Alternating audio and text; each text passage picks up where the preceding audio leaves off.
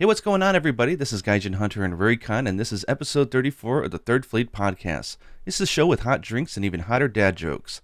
And today we're joined by special guest Hey.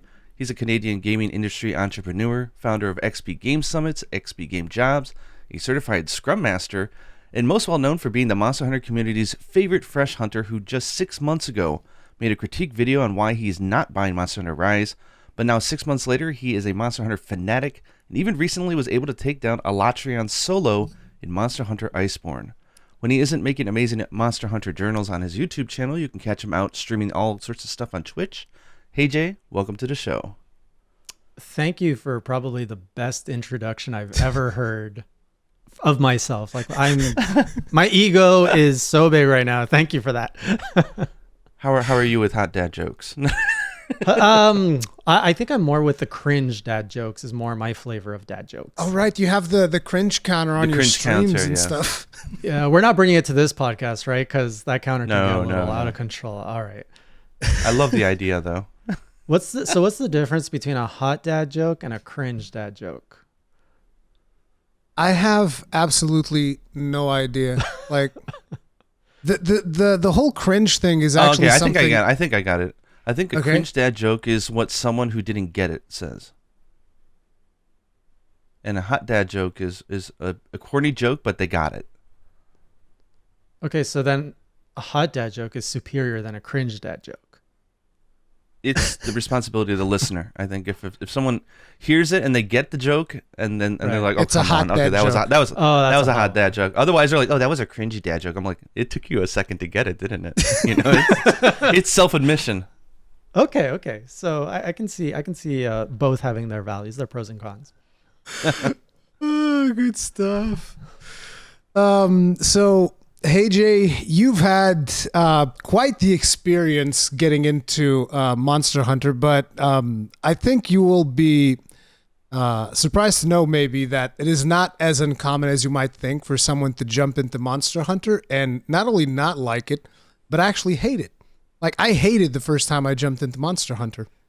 You guys took over my life. You pummeled me with kindness. You took away all my time, and you made me discover these very uncomfortable biological functions of myself. Gamer sweat? What is that? I didn't know until I fought this black dragon. I'm like, what am I all sweaty? What? Actually, it was Anjanath that made me sweat the first time.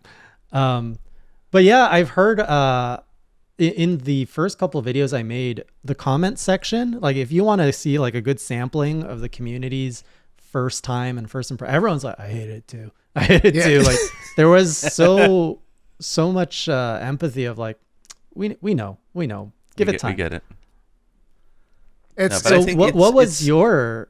I don't know your story. Like, what was both? Because I think both of you didn't like it, if I recall correctly, right? Neither of us liked Monster Hunter the first time that we played it. So with me, I think I was coming in probably out of like World of Warcraft or something like that. I'm not exactly sure, but I knew that there was a friend of mine who was really into Monster Hunter, and Monster Hunter Tri was coming out for the Wii, which was the only console that I had like a PC and a Wii.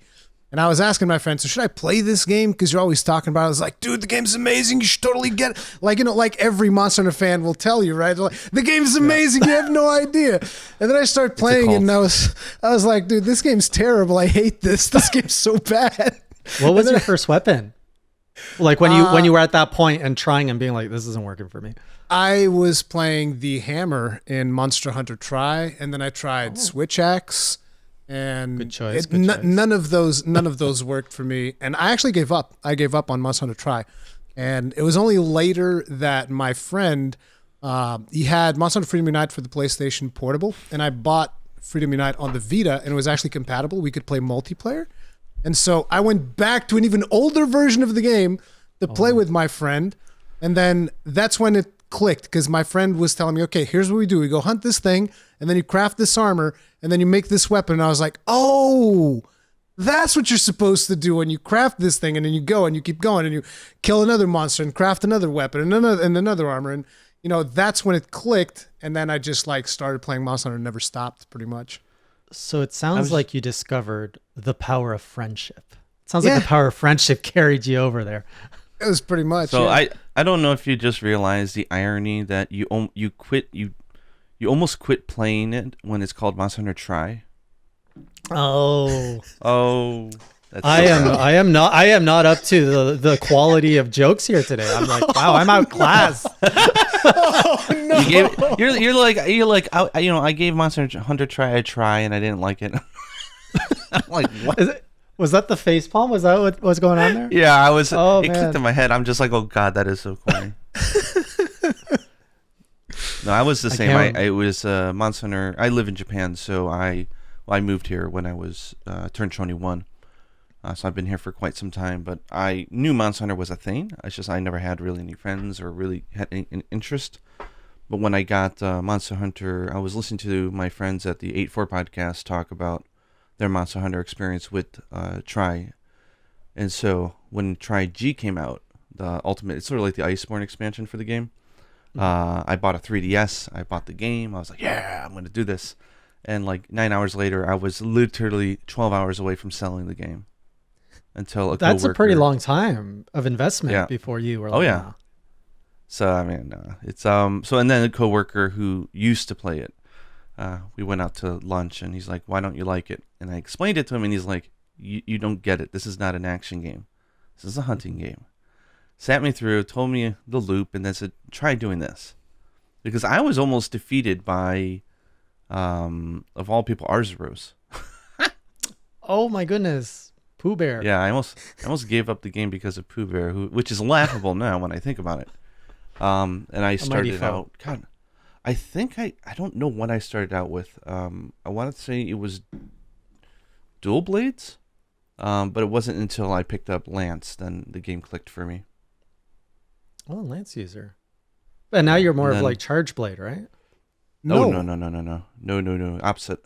Charge Blade is actually my least used weapon right now. I was really into Charge Blade back when they first introduced it, but I play all the weapons for the most part. But it was like the double Brachydios G rank back then. They didn't scale the multiplayer hub, so it was for it's scaled for multiplayer even though you're solo. Yeah. Oh, geez. So, and there was no online back then, so unless you had physical friends, you're doing it solo. Right. And there was a double Brachydios quest that broke me as a Lance user because he was really fast back then. So that got me into trying other weapons, fell in love with the sword and shield. Then I fell in love with every weapon, and the rest is history. So Tri was that was the one with the water, right? Yeah. Yeah. So every time people are like, oh, I hated the underwater, I'm like, okay, you didn't use Lance. At least I know that. Because that weapon was the one exception for underwater. It was so good underwater. That terrifies me so much. Like, I've never heard in the history of video games anybody say video games in water like works. Like, water levels are the worst. So when you're telling me, wait, Monster Hunter in water, that sounds horrendous. Like, I don't even want to try that because how can it be good? You're now adding imagine on the 3DS there wasn't even, unless you bought the the big Circle Pad Pro, you didn't even have a second analog stick. Oh my so goodness. that's when they introduced the target camera where you could just click L and it would focus on the monster. Haven't you heard of the famous claw grip where people would hold their controllers like with their fingers like this? Oh yeah, on the 3DS. Yeah, because this is from PSP era. PSP era, you used to be able to move the camera, but with the D-pad. So you would claw. You would make like a claw with your left hand, so that you could rotate the camera as you play. It was it's a painful condition. So these sound terrible. I'm very curious. What was the first thing that happened to you in the game that you were just like, this game is not for me, right? What weapon were you using, and why was it because maybe you wanted some lock on or something? Because usually that's the thing that I hear from people. It's like, there's no lock on. My character keeps attacking in awkward directions. What was the thing? The fresh memory, which was when I tried the Rise demo, because when I tried Try. Wait, you played Try? I tried to get into Monster Hunter because so I joined Nintendo Enthusiasts in 2014. NintendoEnthusiast.com, and they had a rabid Monster Hunter community there, and that's the first time I had really heard of the game. And all the people in the forums, they were really big into the community. They praised this game so much, talked about how much time they put in, and it was really funny because it was kind of my first impression of Monster Hunter, which, 5-6 years later, I would actually discover the entire community is like this, which is a good thing. But anyway, so I was like, if this game is so good, let's go give it a try. So I went out, I bought a used copy of Monster Hunter Tri Ultimate for the Wii U. And I can't even remember the weapon I tried, but I just remember moving around. I was like, this is slow. This is clunky. Where's the health bars? Like I had no concept of what this game was even supposed to be. And I think I got, within an hour, it said something about connecting online and having to do things online. And like, I'm really not into the online. Like I play my MMOs solo. And actually when it comes time to raid, I'm like, oh, I don't want to do the multiplayer stuff. I like playing alone. And so all of that combined, I don't even think I made it to the water part. I was just like, no, not for me. And I returned it. So didn't touch that and didn't touch the franchise until Rise, where everything seemed faster. I had seen the hype of Monster Hunter grow over the last few years with, I think 4U had a huge booth at PAX East in Boston. I saw when World was released, I was at E3 and like, there was this Monster Hunter energy. I was like, okay, this franchise is really like, it's really grabbing a lot of attention. I should really give it another chance. Maybe it's more mainstream now. And so I picked up the Rise demo. I think I started with the Great Sword and I knew it was supposed to be clunky. So I'm like, okay, it's clunky, but maybe I can figure it out. As I'm figuring it out, I couldn't get my targeting cam to work. I'm like, what is this crazy menu I have to go through while I'm hunting and doing things? And I was just like tripping over myself button wise. And I'm like panicking because there's so many things thrown at you. I'm trying to move and my stamina hits 0 and then like you're open for attacks. Like there's so many things that go wrong when you're thrown into the thick of it. Tried with longsword because I'm like, oh, this is probably like a katana. It probably feels like Ghost of Tsushima. I was like, nope, not at all. And then I went in with a bow and I'm just like, what am I even doing? I think I went with a bow against Mizutsune, which was, an intermediate quest. So that I got slapped hard on that. And I was just like, I like the writing. Like I was on the Palamute and I was like, okay, I like this. I like the drift. I like all that. But the fighting, I was like, this is garbage. And then I made a video about it. Your video was great. And it's something that I'm still struggling with a part of the community when it comes to critiquing stuff. I think you do such an excellent job of one, being respectful to what you critique and saying, look, I don't like this because of this. Maybe that's its identity. Maybe it's not for me. But you were really, really, I think, fair, honest, and articulated well in your video. And I think that's what echoed with a lot of people. I think there's just not a lot of people who learn how to verbally critique stuff. So I could tell like you must have a journalistic background or something because it was so well spoken. I think that, people were not offended by you saying like this felt clunky or slow. And they're like, no, it's not. This is the fastest ever. And yeah, well, my background's actually an engineer, so I'm like the least. They're not known for being too eloquent in their speech. Oh yeah, it's usually kind of a 1 or a 0. This sucks. This is good. No, I think I'm very aware of, like I'm empathetic to the community. Like I can recognize there's a massive community. I'm like, who am I, this guy who's new to the franchise, gonna put out a video and just gonna like throw hate on a community that like these things sell millions. So like clearly there's something I'm not getting. There's something that's not clicking with me. And it was really, my goal was not to come out and, shit on the community. It was really, why can't this click for me? It was honestly kind of almost a call for help. And well, you guys answered. It was sharing that experience and seeing what other people, and a lot of people said, yeah, I get it. And then as most of you said, that's the normal process. Yeah. And I love the idea that you did afterwards, which was the journals. As you opened up to the franchise, you decided to do recaps for people that couldn't watch your stream. And I imagine you must have a huge stock of just like footage. I'm not a Twitch streamer, so I don't know how that works, but I don't know how you guys are able to pick up so much video of all the stuff you did. That I owe entirely to my editor. So I used to edit all my stuff. And honestly, the journal format came about. I used to heavily edit my videos when I started on YouTube on Nintendo Enthusiasts. And if you look at my videos there, they are heavily edited. I even did a documentary on the history of Nintendo at E3, which took me like 100 hours to edit. Got abysmal views. And then on Hey Jay, when I was trying to figure out what content am I going to do, I used to do a late night news show, which was like in the style of Stephen Colbert. I had scripted jokes. They were also cringe. I had this thing that called Indie Corner where I highlighted indie games. And they all took maybe 10 hours to like put together. And the more it went on, I'm like, I still want to do YouTube content, but I got my day job and I got all these other responsibilities, you know, as a father and everything.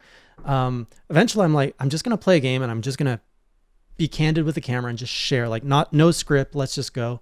And that kind of became my format at the end of 2019, where I would review a whole game. So now I kind of took that format. I'm like, well, I'm going through this journey, which is going to take me, you know, a long time. And I didn't want to start playing Monster Hunter and have everyone who was invested in my experience to have to wait 50, 60 hours for me to finish the game and then be like, oh, here's what I thought. So I figured let's go on this journey together. And through that, some viewers started taking my streams and editing it. They call themselves, so these people, they call themselves the council. I don't know if you've seen them. In my comments, they're saying like the council is always watching. So like a group of my community started, and then like they would show up in Twitch and they're like, the council is watching. And once they made a joke about like the council is watching through your son's left eye, like cybernetic implant or something. And I guess my son's 12. I guess he read that somewhere and he walks up to me and he's like, Dad, the council is watching through my left eye. I'm like, what are you doing? I was so freaked out. So anyway, so they started just clipping my streams into and like adding memes and jokes. And honestly, I loved it. I was like, this is good stuff. And like they started their own channel. It's actually called The Council. And after 3 episodes, yeah, they're really good compilations. And those are of my Monster Hunter Rise streams. That's when they started doing that. And so I asked the editor, I was like, do you want to come and edit for my channel and like be compensated for it?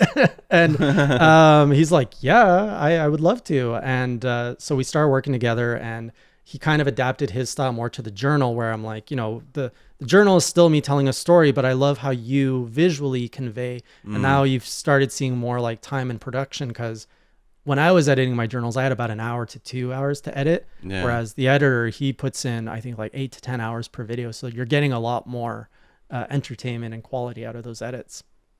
Very interesting. Yeah, your chat is in your community is hilarious. I'm always afraid that they're leading you down the wrong path. It's like the Dark Souls community, right? Very kind of like, you know, like that. It's like you're messing with your bros and your amazing dudes, and amazing like, chest ahead. Right at the edge of a precipice, like amazing chest ahead. If you go down there, there's a platform. Oh yeah, it was 100 feet down. But just one more step, just one step forward. Take a leap of faith, something like that. There's tons of that in Dark Souls. I love it. Like I was almost expecting to go into like your Alatreon stream, which I was super interested in watching. I was almost expecting to go in there and see you using a fire weapon, because people are like, he's in fire mode, or he's in fire mode, you should use fire or something like that. I'm like, oh my goodness, that would be so bad. At least they didn't do that to you, but they're funny. They can be trolly, but I think they are very like classy trolls, where they will troll at an opportune moment. Nobody in like a fight like Alatreon, nobody was like, they didn't lead me astray poorly. But yeah, they're rooting for you. So yeah, like one of my community mascots, I don't know if you can see it back here. This is one of my emotes that came about the Monster Hunter journey. Yellow boy. The smug toad. So in one of my first streams, I saw a toad and I kicked it, not knowing it would shock you. And so that became one of the iconic moments of the journey. And so I had an artist who put this together, and I don't know if you can see the smile, but it's like smirking. Yeah. And I feel this toad embodies the community of like, everybody's just watching with that smirk, just waiting for like that opportunity to have another kick the toad moment. Oh, so, I love it. What weapon did what was the first weapon that you're like, okay, I'm gelling with this weapon, right? This weapon feels good. Because that's I feel like that's a special moment in Monster Hunter in general. When you first, you try out all the weapons and you're like, oh no, this one's good. Yeah. Well, I think we need to do a quick rewind. I think just so if people aren't watching you, which they should, I think you started with the Rise demo. You didn't like it. And then where did the transition happen to World? Because that's where you grew as a hunter, was through World and Iceborne, I believe, right? So it started off with the demo impressions, followed by I discovered the community. I made a video about the community being kind. And then the third one is where I said I pledged to make my way through the credits of Monster Hunter World. So there's those 3 videos, and then I went on and I tried Monster Hunter World, and I was supposed to only play till the credits, and I honestly thought I was going to hate my life streaming that.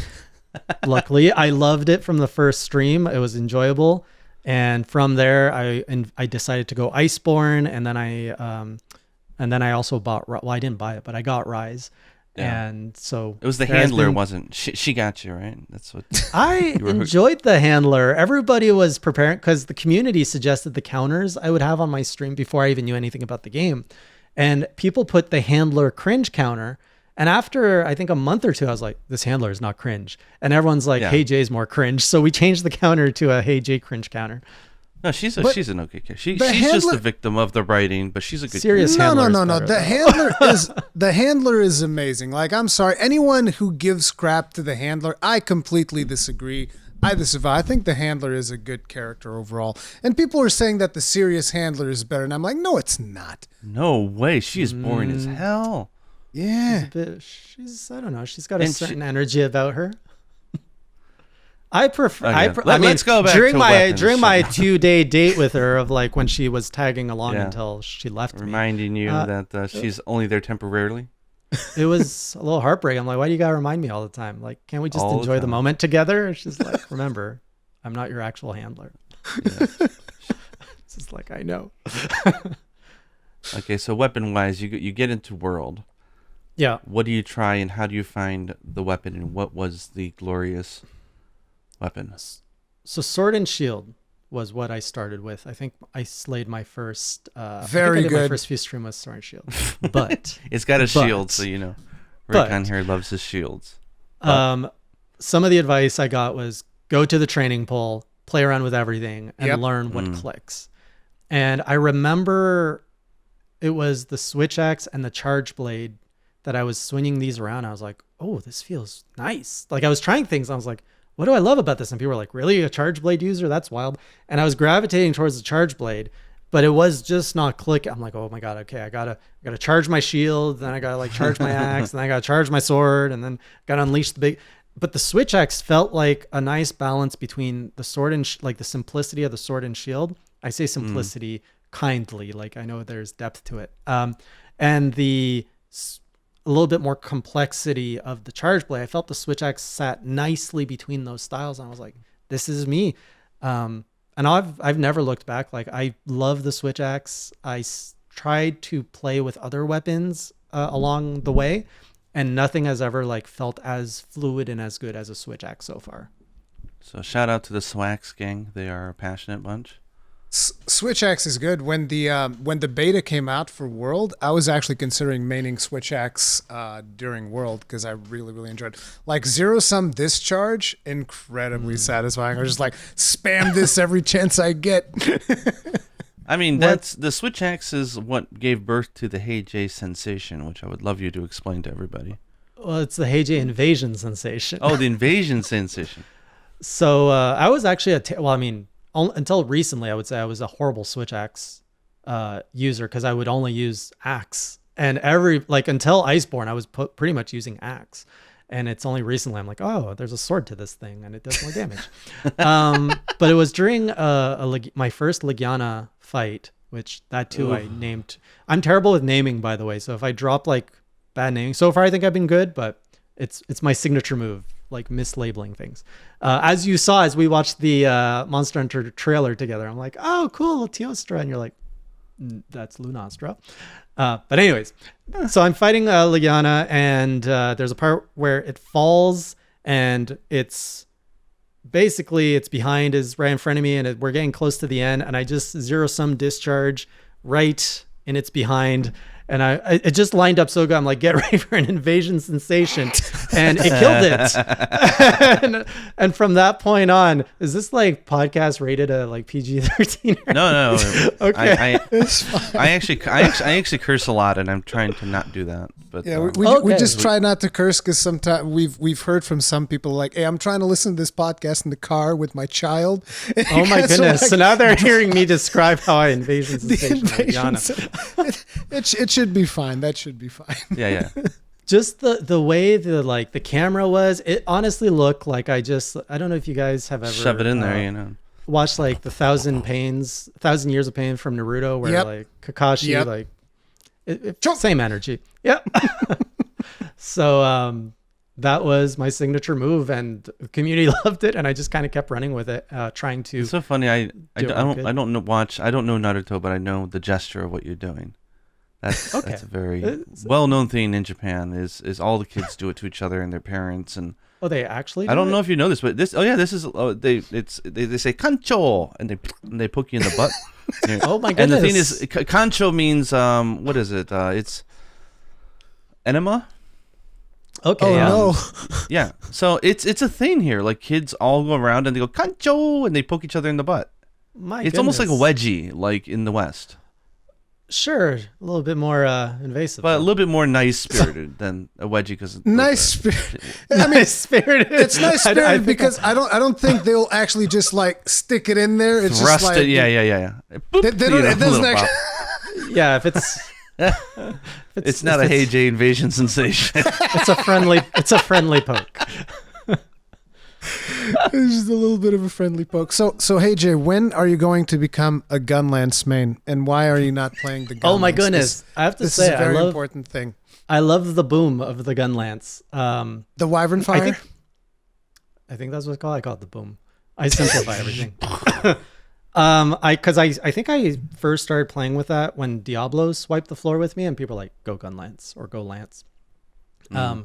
And I just remember I was like, okay, so you step, poke, block, boom, that's it. And I was like, hey, I'm okay with this. Like, I like this. I know it's more complex than that, I'm sure. But it feels good. Like you just feel like a tank, and you're just like out of my way, and like they come at you, and you just block them. So there's so much. Like we're all talking that I've beat Alatreon and I'm at the end of my journey, but like there's so much game. Like I've seen people do longsword, right? It looks so cool. Like when you see like a pro player like use longsword. It's always the longsword. Gunlance. It's always the longsword. Like, oh man, longsword looks so good. No, longsword sucks. Okay, longsword is bad. Anything with deflection looks cool because I can't deflect anything with a switch axe. I'm just bashing and rolling and evading. But anything like the Gunlance or anything that you can parry or block and then counter, like that mechanic, I want to feel that. Like I want to feel this massive monster come down on me. Oh just man, go, if you nope. ever get, have you ever gotten the Shoryu? Was it the Mitsu Shoryugeki with the sword and shield? Oh in yeah, Rise? and Rise. It's a counter that you do a full like Street Fighter uppercut, and it knocks the living hell out of monsters. Yeah. It is the most insane dopamine drip you will ever have in your life. It's like when Proof of a Hero comes on. Like you just okay. I'm like whoa. Not to but like yeah, it's change gears. Proof of a Hero. Did you feel the dopamine hit when in Rise when they dropped it on who's oh my god, is it Ibushi? I think it's in Ibushi the first time you hear it. Yeah. No. Okay, because that was my first time hearing Proof of a Hero in fight. That's not a heroic moment what because that's literally a is punching bag this? quest.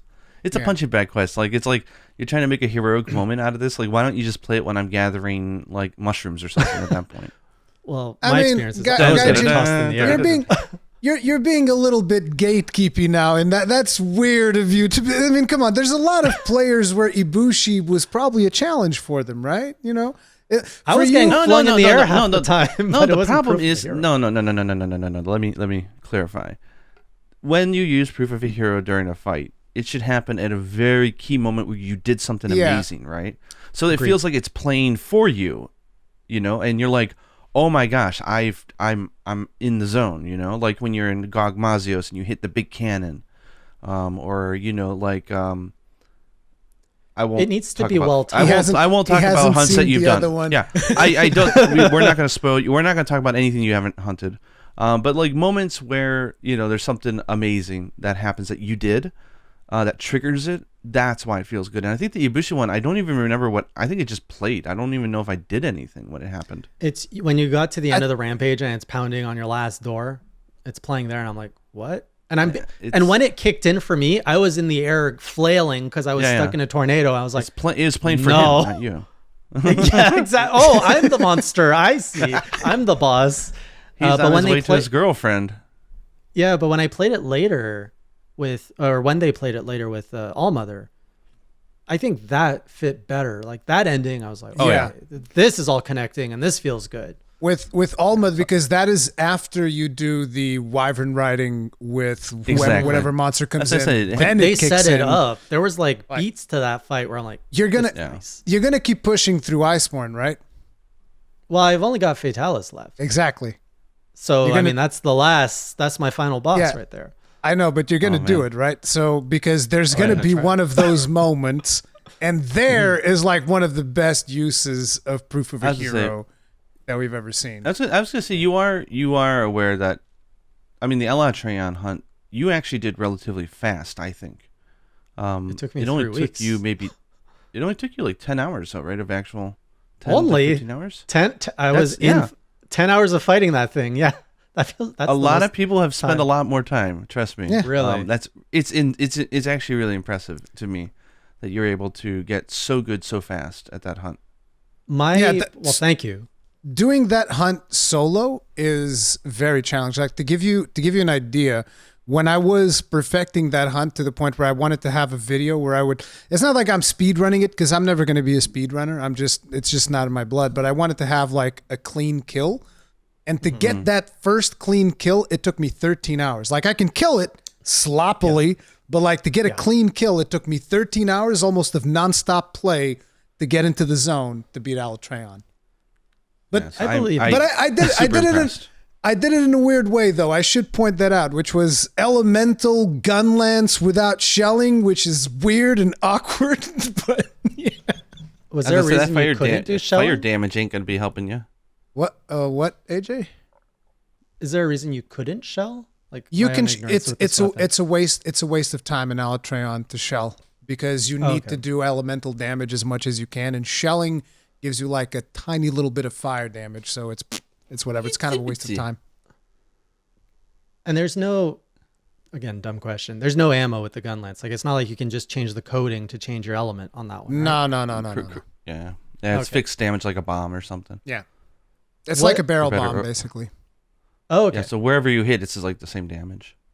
Well, so first of all, thank you for the compliments of the fight. Where my pride is the fact that I was intending to fight that dragon at Master Rank 100, and I killed him at Master Rank 84.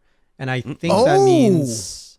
Yeah, no health augments to carry that him. That is actually even more impressive. Like Rurikhan, I'm telling you. I had 1 health I'm augment. impressed. I had 1 health augment on the switch axe. What's 1? I mean, come on. I don't know. That's all I had. You didn't even have Divine Blessing level 5 on. No, so I crafted it after your advice. So after the second stream, I'm like, this is dumb. What am I doing? So I got the Golden Rathian with the Divine Blessing armor. And before I put it on, I was like, let me try again. Like, I feel like I was getting closer, and I put 2 more hours in stream 3 and I finally killed it. So like my pride is the fact that I did not need to use Divine Blessing. It's impressive because the switch axe is not an easy weapon to use against Elijah because you got to be.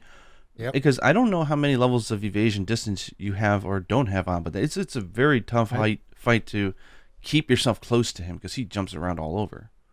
Yeah, so that was one of the biggest struggles I had. Whenever he flew in the first streams, I'm like, how do I deal with this? How do I get him down? And I died a lot because I was trying to be aggressive when he's flying. And what helped me is just forget about it. I'm like, that is not my window to do damage. Just focus on dodging. And this is probably sloppy, but I was using my axe and like taking a few pot shots when he was above me. But otherwise, I'm like, whatever. He's in the air. He's going to come back down. That's when I'm going to do my damage. And it worked out.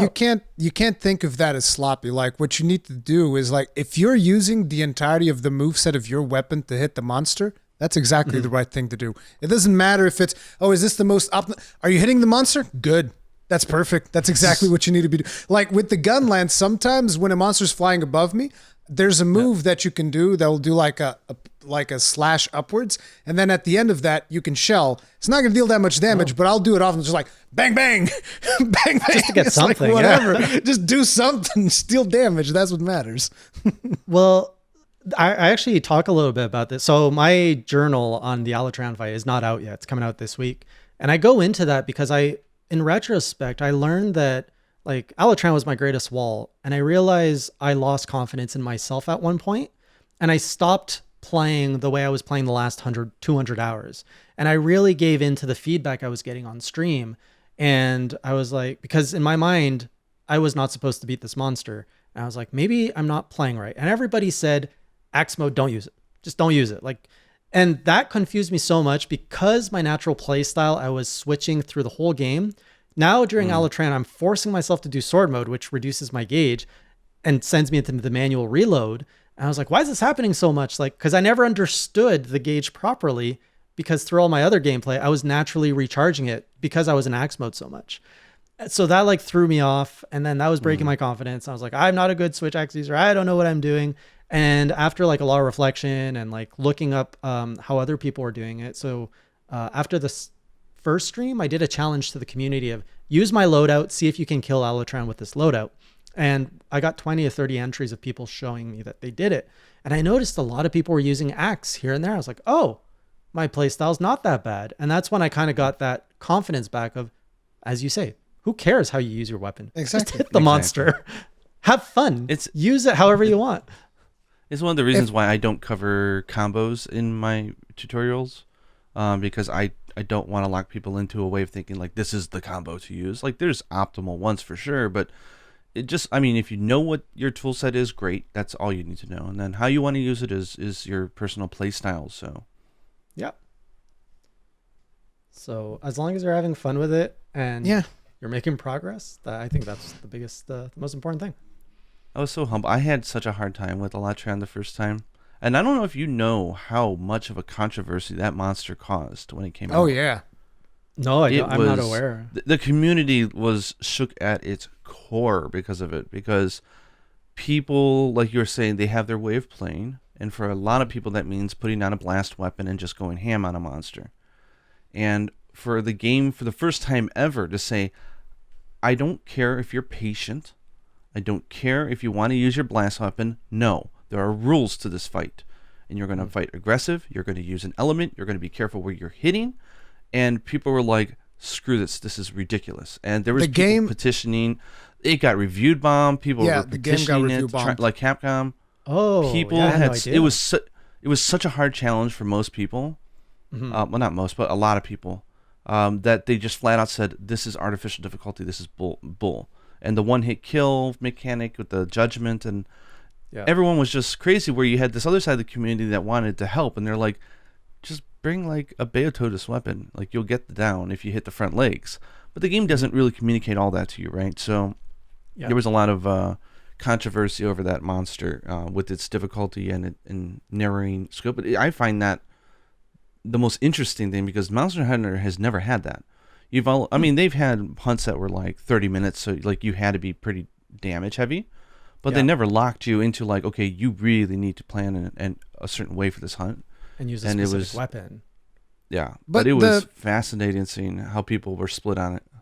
The interesting thing is that I don't even, after a while, like at the start, I was like, okay, you got to use an elemental weapon and all that. But after, beating the fight a bunch of times, I was like, you actually don't need to use an elemental weapon, which was an interesting thing, because a lot of comments that I received on that fight were people telling me, I can deal with anything in that fight except Eschaton Judgment. And I'm just like, well, if you can deal with anything in that fight except Eschaton Judgment, take Fortified, die twice, and beat it. Like I said, just take Fortified, die twice, and beat it. It's not that hard. Like you'll be able to do it just fine. The problem is that you're not handling the entirety of the fight. You're not handling the entirety of the fight. Don't lie. Like that's a lie.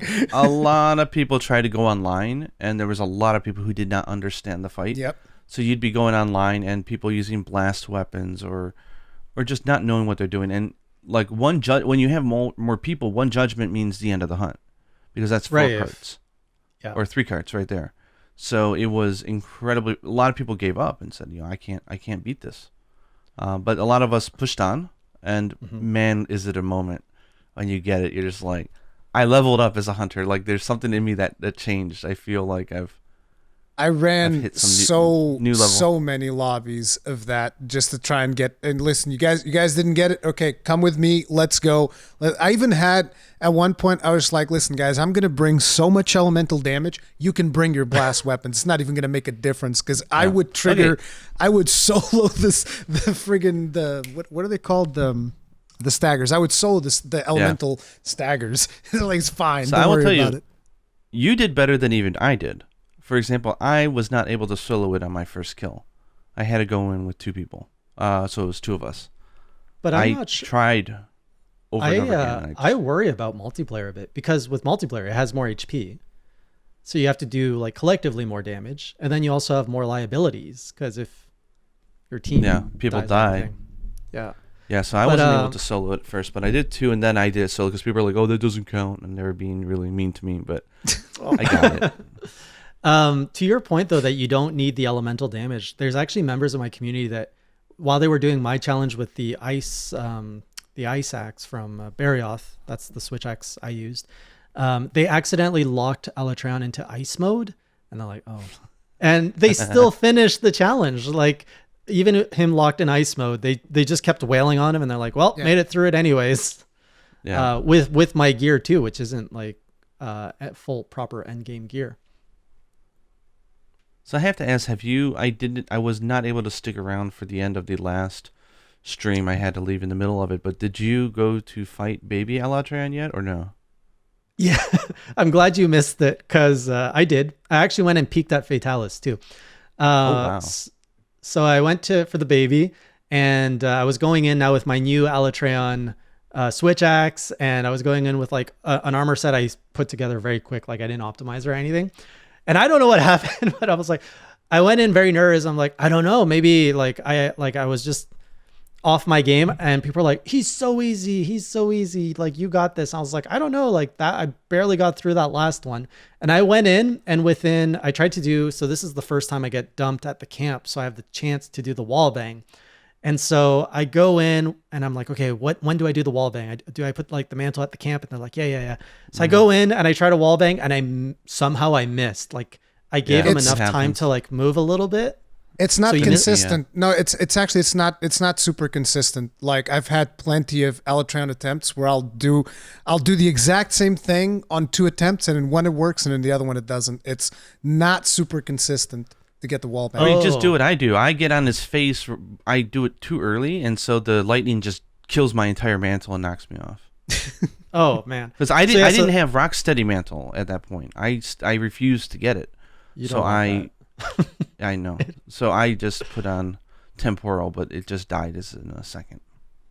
Yeah. So in the baby one, I missed my wall bang, and I'm like, oh, what am I supposed to do now? Like that threw me off my game, and I died within 2 minutes, and people are like, what? And then I go back in, and I'm missing my attacks. He's hitting me, and he knocks me out again. And people are like, bro, you just beat him. What's going on? And I was like, I'm just like off my mental game. So I abandoned the quest, went back to my old loadout. I brought back my ice rod, whatever ice axe, went in, killed him. It was so easy, honestly. And then I went and peeked at Fatalis. I was like, let's go see what the big deal is with this big black dragon. So you got to see the whole full intro scene and everything. Cinematic, everything. It's quite a setup, isn't it? It is. I was like, oh, I wish I knew. I'm like, this feels like it's playing to the fan base. I'm like, I'm not understanding a lot of the lore that they're referencing here, but I can see that they're hitting at some heartstrings that I'm not understanding. But what a setup of like, we're at a castle. There's like an old civilization that got wiped out. And I'm just like, I was not expecting to have access to like artillery, which kind of worries me because I'm like, oh, I have to use artillery in this fight. My first impression of Fatalis was, oh, he's so slow. I'm like, and I saw openings. I was like, there's an opening. I just got to bring it all together, which maybe naively I'm thinking all I got to do is I got to see it enough times and I got to practice to bring it all together. Well, I mean, that is true. Yeah, that's it for pretty much every monster though. So yeah. Yeah, but it's just Fatalis hits like a semi-truck. So if you are slightly outside of the zone or if you're distancing wrong, like he gets you. Oh, because my first impression of Alatreon was, let's go see him. And then it was like just the biggest smackdown of like elemental vomit of like, oh, I'm electrocuted. Oh, I'm on fire. I'm everything. And like, it was so soul crushing. I was almost like, I'm like, how am I going to close this gap? But with Fatalis, it's like, okay, I just got to get good. Like I just got to I'm going to assume that you didn't get through the cinematic version of the fight. No, I didn't make it to any cinematic during the fight. Okay, I so lasted 8 I'm not minutes. gonna. I'm not gonna talk about. We're not gonna talk about any of we're the not rest going of to the talk fight, about but it's. Fatalis. Yeah. I cannot wait to watch you do Fatalis. So I'm actually going to go to Master Rank 100 before I reattempt. This was just a sneak peek just to see, but now my next goal is, okay, let's unlock Master Rank 100. Let's go kill Ruiner, Nergigante, and all the other tempered or arc-tempered monsters that unlock at 100. And let's grind the guiding lands and get all the proper augments, get my endgame gear properly. And then I'm going to go back and try Fatalis. That's a good idea. You get all that stuff because I can tell you right now, on my first kill, I had like 10 seconds left to spare or something like that. Oh, on your first kill? On my very first kill, I had like 10. At the end, I was just like spamming, but it's just die, just die. Oh my god, that must be so stressful. The timer is kind of an enemy in that hunt. You think That's 30 what I've minutes heard is a lot from a of lot. time, but it's not. Yeah. My Alatreon fight was like a 31 minutes, and I have to shorten. I have a sense of 30 minutes. It's a good chunk of time to have that level of focus and attention in a heightened sense. It's tough. Exactly. Yeah, but it's a ton of fun. That fight is just a ton of fun. The Fatalis one? Yeah, the Fatalis and Alatreon, those are like potentially they're the my best two hunts favorite ever. fights in Monster Hunter because they're that good. Yeah. Do you remember your favorite fights before the Black Dragons? Yes. Before From World Iceborne specifically. From World and Iceborne. Oh, from World of Iceborne. Well, I'll tell you, it Yeah. wasn't Shada Jvalda. Sure, Shvalda Sorry, is not great. that you did or did not like. You didn't like the eyes? It's not a fun fight. I didn't like I- Ishvalda either. It was just Yeah. wasn't fun. And then they make you do the rock phase every time you go back to hunt. And again, I'm like, could you just cut that out? Like, that was like the story part, right? Like, you're gonna make me do this every time. Like, come on. I didn't like like Xeno either. I was not a fan of Xeno because I didn't like Xeno either. when I got the Xeno the first time, It's I was a good playing thing my Sword- daughter's asleep right now because she heard that. She'd whoop you guys' asses. Her favorite monsters are Xenojiva and Zora Bagnaros. Those are her two favorites from that. And Fatalis and Alatreon. Zora?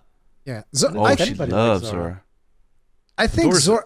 I think Zora gets a bad rep because the encounter is not properly tuned. Like, I think if that encounter was like something that you should do in multiplayer, like with friends, and it was actually somewhat challenging, that encounter would actually be a ton of fun. But, the way that they did it, and, most people, what they do is, hey, it's cannon phase. Everybody jump in cannons. Shoot cannons at it until it explodes. Boom, done. So it's like, that's not particularly fun. But, like, did you know that you can go back on top of Zora Magdaros after you get the cannon phase? Did not know that. Yeah, Yeah, me because and there's Yuna no... used to go on top, and we would be dancing on his nose. There's no really fun. reason to go back up there. But if they gave you a reason, that part would be much more engaging because you can actually jump back and you can go up top his head, hit him in the head. You can go up to his belly. You can break his belly and stuff like that for rare material. So there's actually a lot of things that you can do to Zora Magdaros that most people don't know because you get to the cannon phase and you shoot the cannons and the thing ends. So if they had balanced that better, that fight could be really, really cool. But I'm trying to think of who my favorite hunt was before Alatreon hit. Now, I a lot had of these stopped monsters playing- were... I had they were stopped like... playing for like half a year. But you guys had experienced most of these monsters previously, I assume. There weren't too many new... I hadn't played that much of I played a bunch of Monster Hunter, but I never really got to like the end of the previous Monster Hunters because I couldn't create content on it on account of the fact that the games would come out 1 year ahead of time in Japan. Just like you're either importing it and covering it in Japanese, which I wasn't going to do, or, by the time you put your videos up, which I still did, you get like no views. So I couldn't justify the time investment of continuing to do the grind. But, World was actually the first time that I really just like poured myself into one of these. Like I have 2,600 hours in World and Iceborne put together, which is insane. Did you decide that before the game launched? Like you're like, I'm going to cover this game. I'm going to yeah. Because here's the thing. Even though I hadn't like covered it before, I knew I loved this type of game. I knew I loved it. So the second that I heard the words worldwide release, I'm like, dude, everything else goes away. This is the only thing that matters. Like, so when World came out, all I did was World and nothing else. As a content creator, what was that experience compared to, say, your other content that you've worked on? Did it stand out to you in any way? Or Oh, 100%, because World basically became my favorite game of all time. Right now, it's probably then, Rise, but the games that I played before this, it's curious because you told me that soon you're going to be starting Dark Souls. That's what I did before. That's what I did before Monster Hunter. Like I mean, I still do. I'm gonna play like Elden Ring the second it comes out. But I played a ton of Dark Souls. I actually played Demon Souls like long before Dark Souls came out. And when Dark Souls, oh yeah, because like. I played Demon Souls, and when Dark Souls came out, I would tell people, like, this game is not as hard as everybody is trying to make you believe. Here's the couple of things that you got to keep in mind. Just like, here's how you block. Here's how you do these things. Manage your stamina. And I would actually, like, the videos that I would create would be to tell people, like, it's not that hard. You can do it. Try it. And I actually got a lot of people to try out Dark Souls, and they loved it. So Dark Souls is still in a very special place for me. I even got to, like, I got to interview Miyazaki. I actually interviewed Miyazaki. Oh, that's awesome. I was like mega happy about that. How did you land that? Like, was it scheduled, or did you just happen to bump into them and you? No, it was scheduled. You don't just. Okay. I actually did bump into him as well. I bumped into him at one E3 in some place, and I just like, oh, quick, take a picture of me. Can I take a picture with this? Like, really super fanboy moment. It's like, take a picture with me, please. But then I actually got to interview him. I got to interview him, I think, twice even for Dark Souls 3, which was really, really cool. But, the thing to me was always try to tell people about, these games are not that hard. This is really fun. You guys should try it out and get people to try it. And that was the most special game to me before World.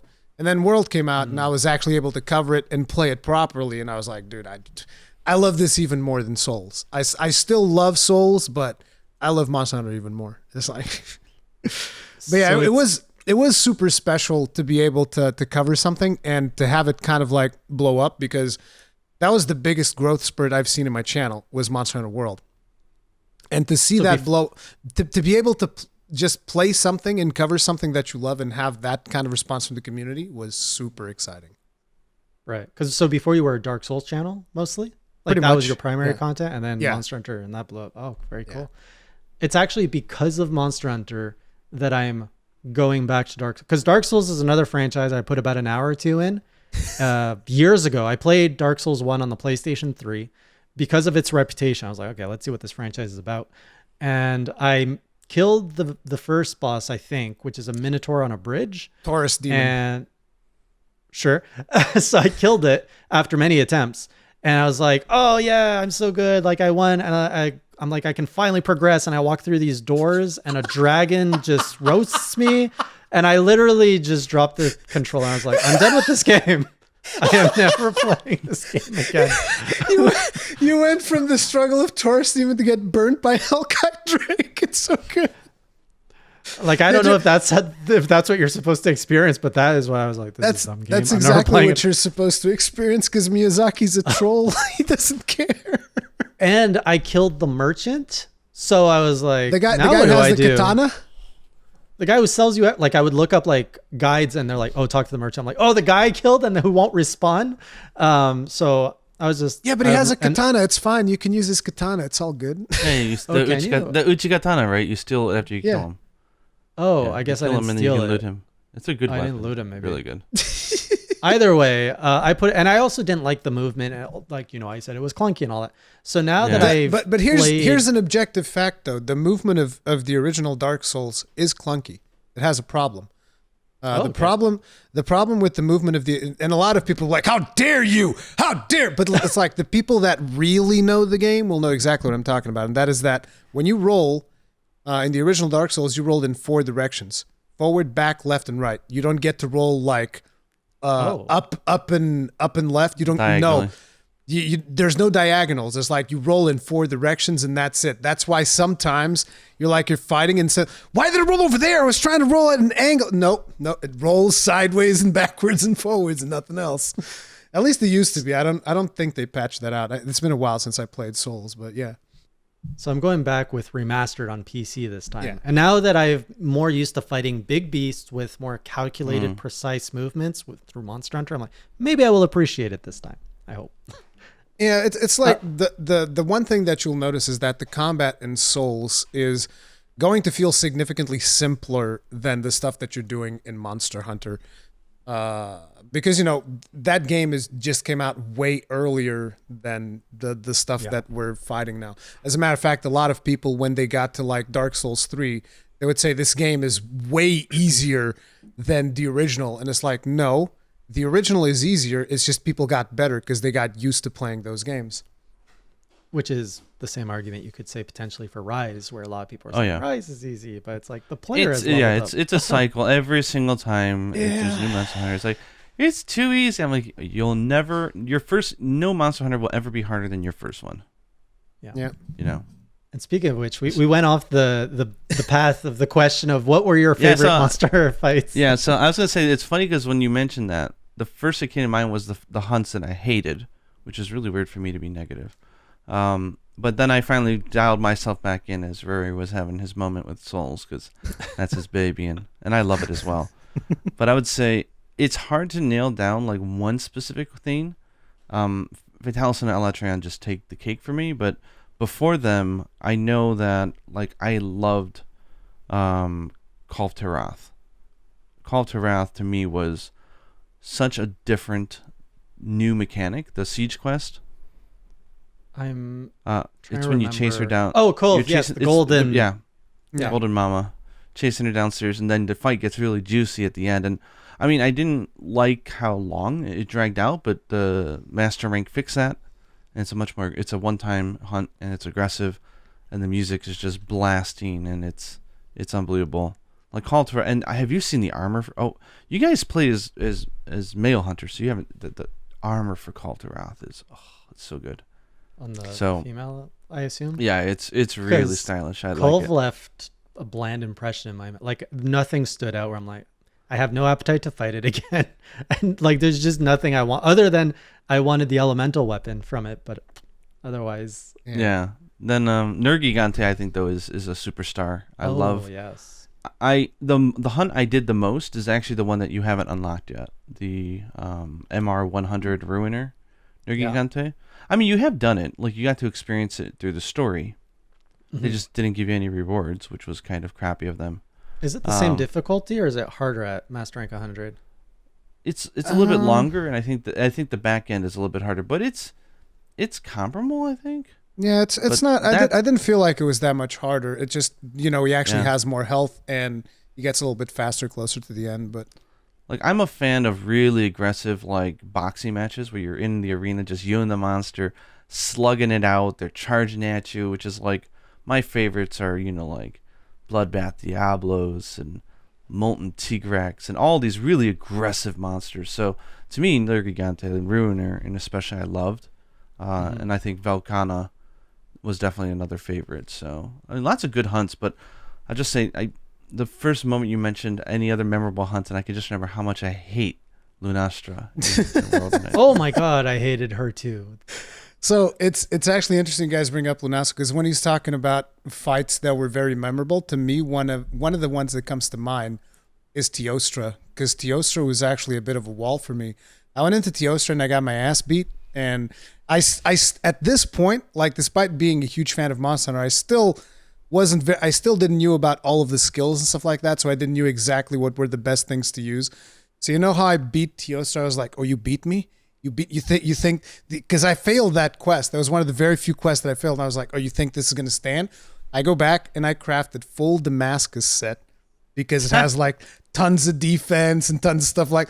And I just like stack fire resistance, defense, and it was basically come on, just went in as tank. Yeah, it was. I just went in as a tank, and I took a pounding, and I dish it back until he couldn't take it anymore. It took a while, but I killed him. I took him down, so that was really cool. And then another fight that was very special for me was Behemoth, which was from the collab with Final Fantasy. And I'm not talking about the normal one. I'm talking about the extreme one. Yeah, Extremeth. Because Extremeth took me a little bit back to my World of Warcraft days because I'm a big MMO guy. And I used to play a lot of World of Warcraft. And you have to really look at that fight kind of like a raid. So I was coming up with strategies and whatnot. I had one of my friends that played with me the most. He liked to play aerial glaive, and I was like, "You can't play aerial glaive. Like, get another weapon. You cannot play because while he was in the air, you couldn't see when the tornadoes were coming, and he would just like drop tornadoes in the middle of the map. And I was like, no, we can't have that. Anyone that gets a tornado, you need to go away to the edge of the map. Get those tornadoes away from me. And in those fights, I actually played a healer. I would run around with sword and shield and like wide range, speed eating, all of these skills. They used to go chuck, chuck, chuck. So like people in my lobbies, they wouldn't even actually heal themselves. I would always heal them, so they would just be going offensive the whole time. It was crazy. You were the health augment. Exactly. But, you must have loved the Safi fight then, because isn't the Safi fight, it's similar mechanic where you have to, and there's a lot of strategies to how to break it efficiently, right, and move it to one part of the arena and so on. I loved the Safi fight. I didn't play healer on the Safi fight though, because there wasn't really any need, because the Safi fight is not as dangerous as Extremoth. You can usually, once you get to know the mechanics, it's fine. The important thing is actually breaking. But yeah, I would organize groups in that as well, where we would always try to have one gunner to break the wings. We would have someone with a great sword to chop the tail. I would usually tank with the Gunlance because I could already get started. Actually, I came to find out later that it actually didn't matter, because I would actually start doing damage on the chest with shells because they deal fixed damage. But then I came to find out, because someone tested on the PC version, it's like, actually, no, you can't damage the chest before you get to the final phase. And I was like, God damn it. It was such a brilliant plan that I had this whole time. I have such good memories of Safi'jiiva, because when I played through Iceborne, I stopped playing for like half a year because, commuting to work, coming home, single father, I had like sit down in front of a monitor / TV to play maybe an hour a day or two. And that's sacrificing sleep and also sacrificing even YouTube. So there was no time. But then when everything in the world happened and we started doing more remote work, it meant I had time at home, which means during lunch I could play it.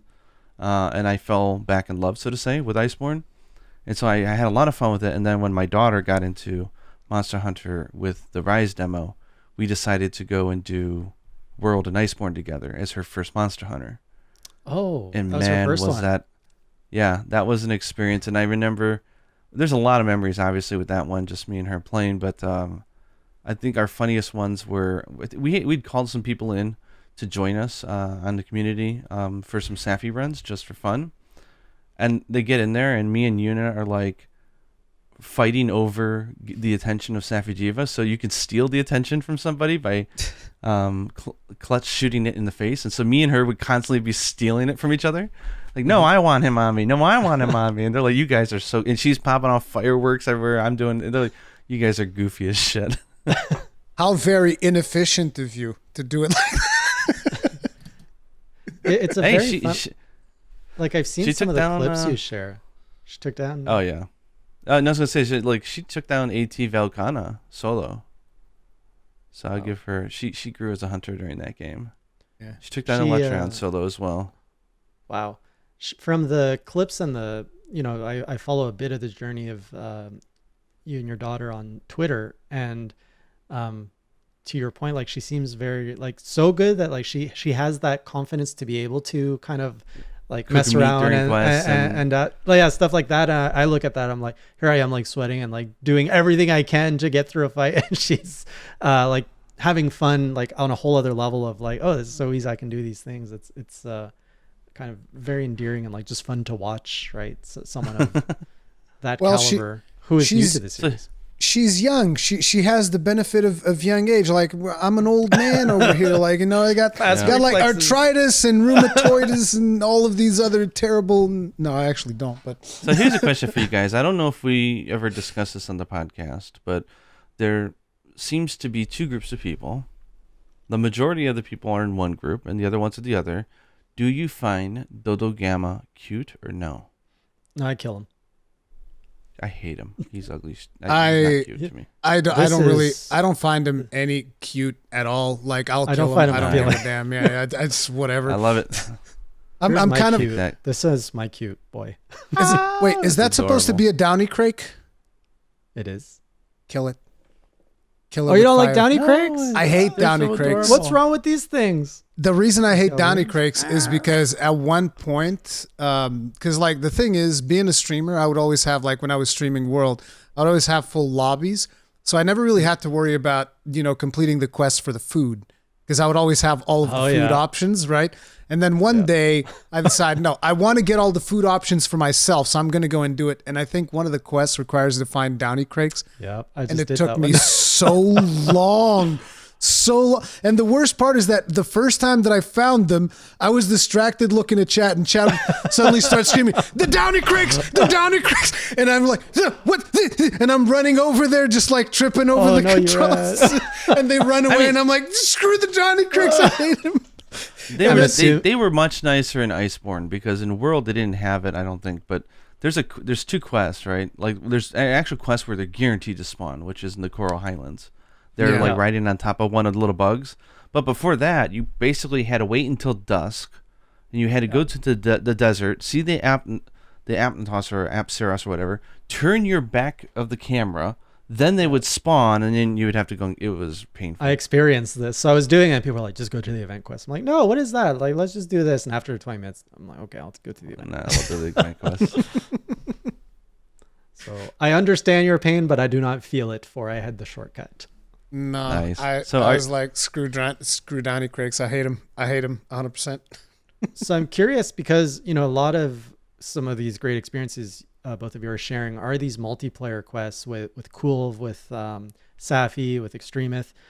I don't see necessarily an equivalent, for example, in Rise. Of course, we have Rampages, that's supposed to be the multiplayer experience. But do you miss that kind of experience in Rise, or are you finding that through a different mechanic or experience in Rise? So I'm only laughing because I don't know if you know about my and Yuna's obsession and with coming up with challenges with the Allmother. Well, I do know about your one, like, lower the brightness and all that. So the thing is, for Gaijin, it's different because obviously he has a co-op partner like right next to him in the house. In the house. It's different. So that is the best possible, in my opinion, that is the best possible Monster Hunter experience. Even because I also think that 2 players is like almost the ideal balance. Even in World, Iceborne, and Rise, I think that is potentially the best balance to have. Because when you have 4 players, it's fun and all, but a lot of times it's like you're just wailing on the monster. The monster can't do anything because there's 4 players there. He's trying to turn his attention all over the place. He faces 1 player. There's 3 other players behind him wailing on him. Whereas 2 players, there's a little bit more of a back and forth. So I kind of find that to be the most ideal possible setting. So his answer is going based around that. It's obviously going to be. I am super lucky. I'm getting the most ideal experience. I mean, that's why the series became popular, right? Was because of PSP and the ability to play locally with people next to you, and because it's a totally different. And I've always been a solo hunter. I've always played most of my Monster Hunter games completely solo. I never really did all multiplayer much, and that was my thing. I've done G ranks. I usually do those solo. The only time I would ever do online was with randoms, just if I'm just doing farming in bed or whatever on the 3DS. But multiplayer is not my thing. But with having a daughter playing, being who she is, and being in the house with her has been special. So we both miss not having a spectacle hunt with like the multiplayer, like large scale, like like Zora Magdaros, something like Atalka from Generation, some big scale hunt with other players. So we've been finding our joy with the Allmother Narwa, and I think we've done the hunt, I think, a good 250 times now. So it started out with her hitting her 100th, and she's like, let's do this without armor. Let's do it naked. Whoa. I was like, okay. So we did that, and that was really fun, and we completed that challenge. Then we're like, let's do it with the lights off. So we turned down the brightness to 0, basically, and we did that. So, like, we've done so many different weird challenges with the hunt. It's just so fun. We're just waiting now, hopefully, that they're going to release like an extreme version of that hunt where they're like really powerful. That'll be really fun. So I do miss the big ones. Yeah, I would say that's something that feels missing. So for me, it's like the first time that they came up with the concept of the siege, I loved it. I love the idea because I like the idea of having 16. It was 16 players that we could have in the lobby, if I remember correctly. 16 players all working towards the same quest. Not to mention, as a streamer, it's just a really good moment. Because people actually want to join in. To give you an idea, when Call to Wrath came around, I was actually organizing things in my Discord so that people could have multiple play sessions while I was playing in the stream. And like whenever it would come, okay, we filled up our lobby, get another lobby filled up, and then I would post in my stream the ID for the other lobby. So it'd be like PS4 lobby 1, PS4 lobby 2, Xbox lobby. There was one point of Call to Wrath that I was running like in the same stream. I had some of my mods organizing it, and we were running like 6 lobbies at the same time for Call to Wrath so that everybody could get like tons and tons and tons of loot. So I miss that aspect of it, of having lots of people in the community come together and play. But there was also a very negative aspect to Call to Wrath that I do not miss. And that is the RNG of the weapons. I hated that because you need to understand, specifically for Gunlance, because there's a play style of Gunlance, which is the wide shelling. And in World, you can only craft wide shelling up until level 3. But Call to Wrath dropped a couple of Gunlances that went to wide shelling level 4. So in order for you to really try out this playstyle to its max, you needed those Gunlances. And the first time that Call to Wrath came around, it was 2 weeks. And those 2 weeks, I did almost nothing else but run Call to Wrath. And I only got one of the Gunlances on the very last day. And it was one of those things where I said, if I don't get it now, I'm done.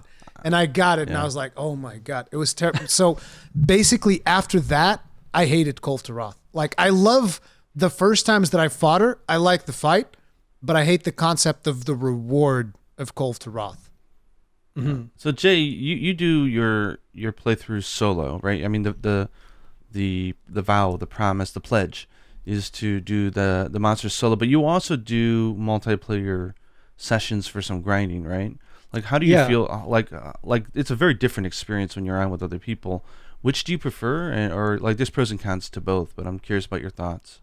I love killing the monster first time solo. Like I want to learn the monster on my own. I want to overcome that challenge on my own.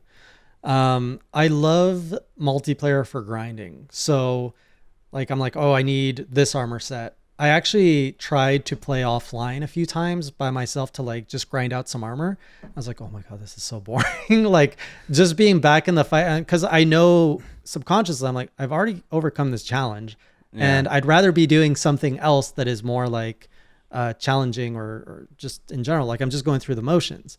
Whereas when it's multiplayer, the monster dies faster, but I'm also, it's more efficient. Like you can grind more, you get more of an experience. So definitely first hunt solo, grinding multiplayer.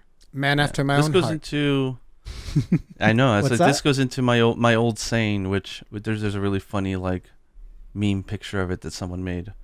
But I always said that good multiplayer Monster Hunter is like jazz. It's when 4 soloists come together. Yeah, that's a very good way to say it.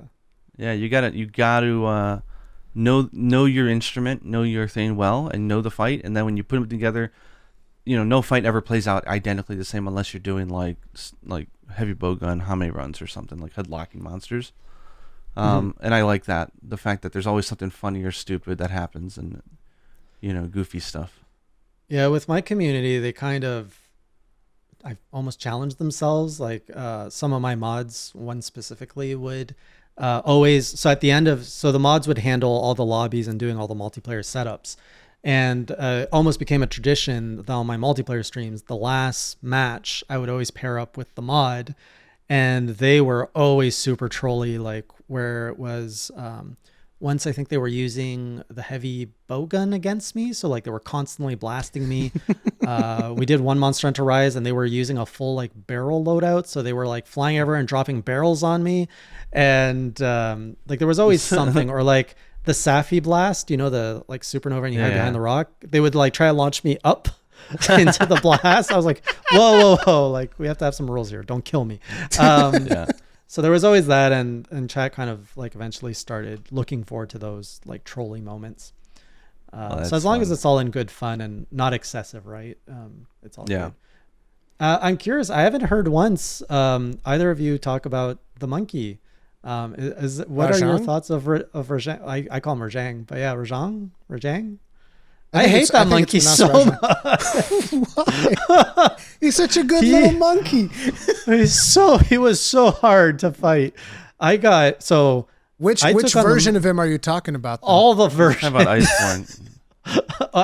No. Rise is you're definitely not talking about the Rise version. No, Rise. He's an old man. He's not even a challenge there. But after I completed the story of Iceborne, I got nudged to go fight Rajang, and I was like, "What is this bullshit?" I've never once said, "What is this bullshit?" to Alatreon, despite spending 3 weeks on him. But Rajang was instantly, bullshit. "What is this bullshit?" It's a Lunastra moment, right? And I don't. And then there's a super version of him. Yeah, I think I suggested it to you. I don't know if you've had the opportunity to watch it, but Herney did a really, really good and entertaining video on old school Rajang versus Iceborne, where he covers it perfectly, and it's really fun on why Rajang was always a rewarding hunt in the series and how he got his reputation. But in Iceborne, he's a total ass because he punishes you when you do the right thing. And it's just so ridiculous. Yeah. And there's like no openings. In Rise, they dialed it way back. So like it is so high rank. Back. It is high rank, but like there's the clear openings and all that. But I thought it was BS. I did not enjoy the hunt at all. Do you have an example of, so you said you get punished for doing the right thing. Do you recall an example? Yeah. So like, for example, like there's certain punishes that he has or should have traditionally, right? Like if you know he's about to do this, then you can step out of the way and punish him while he's doing that. And they've taken out most of those windows. And now it's too risky to even take the opportunity. Then if you flinch him, which is really important, and you knock him back, he then clings to a wall and then comes back at you. And it actually becomes even more riskier. So it's like, why are you punishing me for doing good? It's like, seriously. That's very well articulated. Better than me just but the video is bullshit. Really good, though. No, he's totally crap. The thing about Rajang is that depending on the weapon that you have, every weapon has a certain time of recovery after you do something. So it's like if you get something that looks like an opening and you take it, and depending on the weapon that you have, your recovery is going to be a certain amount of time. And for most weapons, after that opening, Rajang can punish you before you can recover and go into a way where you can dodge or go into something that you can block. Like Rajang can punish you too fast. That's the problem for him. Yeah, we'll put it this way. Rajang used to be my worst monster in the series. But the thing is, it was like Alatreon. I'd get my ass handed to me, but I never got upset at the game. It always was fair. I knew it was my fault. There was clear signs of what he was doing. I was being greedy or dumb or something. Then I got really good at him eventually. But now in Iceborne, I think I did that hunt a few times. I'm just like, screw and then you that. got like a trumpet going off in your ear. I'm like it's almost like a song that's laughing at you of like, oh, you're gonna get beat by this monkey.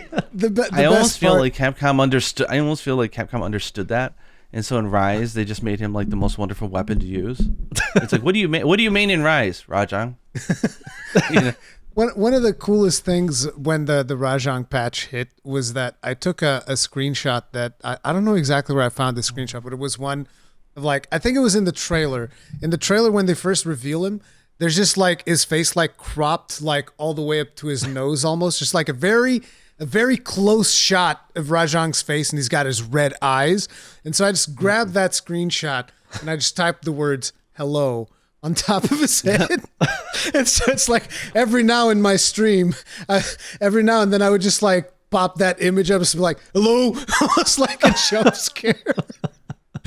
I will say though, Rajang gave us one of the most fascinating developer insight videos. Have you seen Jay, they released a video of the making of the cutscene, where when you run into Furious Rajang, where he rips off the horn of the Kirin.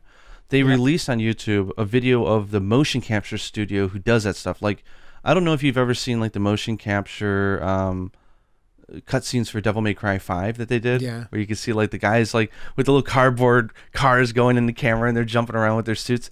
They have a video of the motion capture artists and how they did that whole. It is the most amazing thing you'll ever see. It is unbelievable. Like, he's got a pet bottle of water and he's ripping it off, and there's like 5 people running around and he's screaming, and like he's got crutches so he can, because they did it all through motion performance capture, and they released a video. It's so amazing. You got to check it out.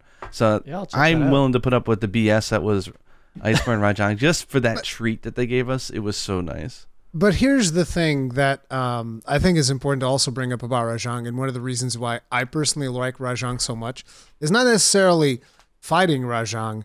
It is seeing Rajang just fighting other things. It's just like something random shows up. Rajang's like, what? Like a Rathalos, just he'll grab him by the tail, slam him down, just like go to, like that's amazing. Like punch the pickle. What's his name? Devil Joe. Devil Joe just like with it is like punches him down. It's like doesn't care. That's the best part about Rajang. He just like he goes to town on everything. He doesn't give a damn. It's so much fun. Yeah. But it is interesting how Monster Hunter, and I'm sure, Jay, you'll experience this as you go through more games in the future, is that sometimes they change up how they iterate on a monster, and they change like the general vibe and feel. And it's really interesting. Sometimes they're hit and miss, but sometimes they're like Alatreon was always one of my favorite monsters. But if you were to go back, like in the 3rd gen, he was amazing. If you were to go fight him in like Generations, he's such a pussy. He's so easy. Well, I saw that comparison video of was that animation. He's a wuss. Well, that's 3rd gen. Like that was even hard. That was hard. 4th gen, no. Like he was simple as hell. It was a cakewalk. Well, I actually met Rajang the same week in both Iceborne and Rise, so I was scared of him in Rise, and then I was like, "Whoa, why am I like dodging him? What? Why is he so slow?" Or Fatalis was, to me, one of the most boring hunts ever in Monster Hunter. Fatalis. The previous iterations of Fatalis was atrocious. So boring. And the day that they released Fatalis, I did a Fatalis hunt with 2 friends at the start of the stream. So it was actually interesting because people were waiting for me to like start the stream, and suddenly it just starts and it's playing Generations Ultimate, and we're fighting Fatalis, and I'm not even commentating. There's no camera. There's just the 3 of us fighting Fatalis. People are like, what's going on? What are they doing? So that people would have the comparison, because like Fatalis was super boring. You just go up to Fatalis and you would wail on it. The only challenge it would be is that your weapons would bounce off if you didn't have Mind's Eye. That was it. So you put Mind's Eye and that's it. And he was like the easiest thing to do. Is super boring. But then the revamped version in World is like top notch. I'm curious. This is why I'm gonna eventually go to Generations Ultimate, which I was suggested is kind of the next stop to go try. And that is gonna be rough. You guys don't agree that's the next best stop? No. I mean, I love the old school flavor of Monster Hunter. Don't get me wrong. Like that's where I grew up. But would I go to Yuna and be like, "Hey, you want to play some Monster Hunter Generations?" She would hate it. So that's what I'm expecting. I don't think she'd like it. It's different for everybody, but I think if you don't like it, I wouldn't think too deeply about it. It's just a different flavor. I mean, there was more restrictions. It had a different DNA vibe to it. There was some things, and I think Rise is a really good mix. It's the base of World and Iceborne, but it brings back some of the little elements of the older school stuff, but not too much. I think it would be difficult, and you do not want to pledge that you're going to hunt every monster in that game. Don't do that. Oh yeah, thanks for the heads up. Otherwise, you are going to like literally, you're signing up for like a 2-year schedule at that point. Well, I was heading towards that path, so thank you for veering me off. Well, at least you got to understand that Generations was meant to be an anniversary title. Right. It was they had a big 10th or 15th anniversary. They said, okay, we're gonna wrap up the portable series, like the generation on the handhelds, and we're just gonna throw in everybody. They didn't even fine tune half the monsters because you can't honestly do it. They said it's like Smash Brothers, like everyone's here. So they just threw in as much as they could, and then Generations Ultimate, which I don't think they had planned to do, but I think World was taking longer than they thought. They just crammed even more on there, and so the content. I think I did the math on it, and it was there's like 92 monsters, if I'm not mistaken. There's 92 large monsters in Generations Ultimate. We'll put it this. Well, there's also different versions of everyone as well. So yeah, but that's counting the different versions. Oh, I'm sure there's more. I think it's 92. I'm pretty sure it's 92, but I'm not gonna like swear on it. So on average, I would kill about 3 to 4 monsters a stream. That's assuming I'm not having any difficulties. So and here's the thing. It's important to mention, though, I don't necessarily agree with Gaijin that you shouldn't do it. Like, I think you will have. Well, he said don't pledge. He said don't pledge. Yeah, just don't pledge. Make sure you like it. Yeah, make sure you like it first, because like I do think the game is fun and it gives you it's great. Some stuff that is even more exaggerated than some of the things that you see in Rise. So like there are some skills in that game which are called like hunter arts. There are some of them in there that are like completely insane. I don't know about Switch Axe because I didn't play too much Switch Axe. Because that game, aerial Switch Axe was good. Isn't that where it was born? Switch Axe was born in that game? No. Switch Axe was Try. It was born in Try. But so how many weapons were in the very first game? The very first game, just greatsword, heavy bowgun. It didn't have Gunlance. Didn't have Gunlance, Switch Axe, Charge Blade, Insect Glaive at least. Those 4 it didn't have. Yeah, there was no bow, there was no light bowgun, there was no Switch Axe, Charge Blade. There was no bow? It was no bow. No, in the first one, that wasn't no. until DOS, I don't think. Oh. But the thing about GU is that every weapon has 6 different styles. It's not switch skills, it's 6 different styles. Each style it changes the moveset. It changes the moveset of the weapon. So like if you go striker, it's more like quick attacks that you can do, and then your arts charge fast. And then there's one that's alchemy, where you actually shake a barrel and items come out of the barrel that do stuff. That's cool. And then there's a bunch of different things. So it's a lot of fun. I think the game is a lot of fun, and it's just one of those things. I just think it will be hard to go from like the movement, for instance, that you have in Rise and the movement that you have in World to just the movement that you have in Generations Ultimate is going to be very jarring for you. It's not even the maps, because you're going to have the maps that load with the different zones. Like, you know about that, right? Yeah. So the quality of life is what worries me. The map being one. The map is not a problem. I can tell you right now, the map is not going to bother you that much. Like a lot of people think the map is the biggest issue. I don't think the map is going to be a big problem. Loading's not an issue at all, but I will say, because of the everybody is here mentality, it is a wonderful trip through the entire history of Monster Hunter. Like, they have all the major villages from all the generations, they have all the major monsters, all the major maps. There's like over a dozen, there's like 24 maps in the game. But that also means that they have the new awesome maps, which were like from like the 4th generation, which took into account better gameplay. And then they even have I hate the 2nd generation maps. So they have the old volcano. If you die on the top of the old volcano, it will take you 90 seconds to get back up to the top. Just running. Yeah, it's like there's so many nuggets of wonderful, amazing things. But the thing is, I just don't know. For someone who's never experienced it, I wouldn't be surprised if it doesn't gel. But if it does, you're in for a treat, because that is the definition of too much content. Like, because there's so much in that game to do. It's just, I mean, you know how like, just take final form weapons, right? Like there would be like maybe 20 or 30 final form weapons normally, right? For let's say Iceborne or Rise that you can craft, like 30 different switch axes or 35 or something. Yeah. There was over 100 final for every single weapon. What? Yeah. Because like, you know how in the tree, sometimes the tree veers off and you go into a different path in the tree. In this game, you can take any weapon to the end game. Just keep upgrading it until you get to the end if you want to. Oh my god, that tree must be a mess to look at. I already can't look at the There is no tree. That's the problem. There's no tree. You have to go on Wikipedia's, because everything in that game is old school. It doesn't tell you anything. So if you're like, oh, I like that Kezu switch axe, how do you make it? You can't craft it. Oh, you got to start here, then you got to branch off here, then you got to branch off here. And none of it is shown in the game. I think we're being a little bit too negative. I think you should definitely try it out. Because listen, I'm being protective. Okay, I want you to try it. I will buy it for you if you're. You don't have to do that, Dodo. It's a good game. just don't pledge you're going to go do every single monster and then force yourself to play something you don't like.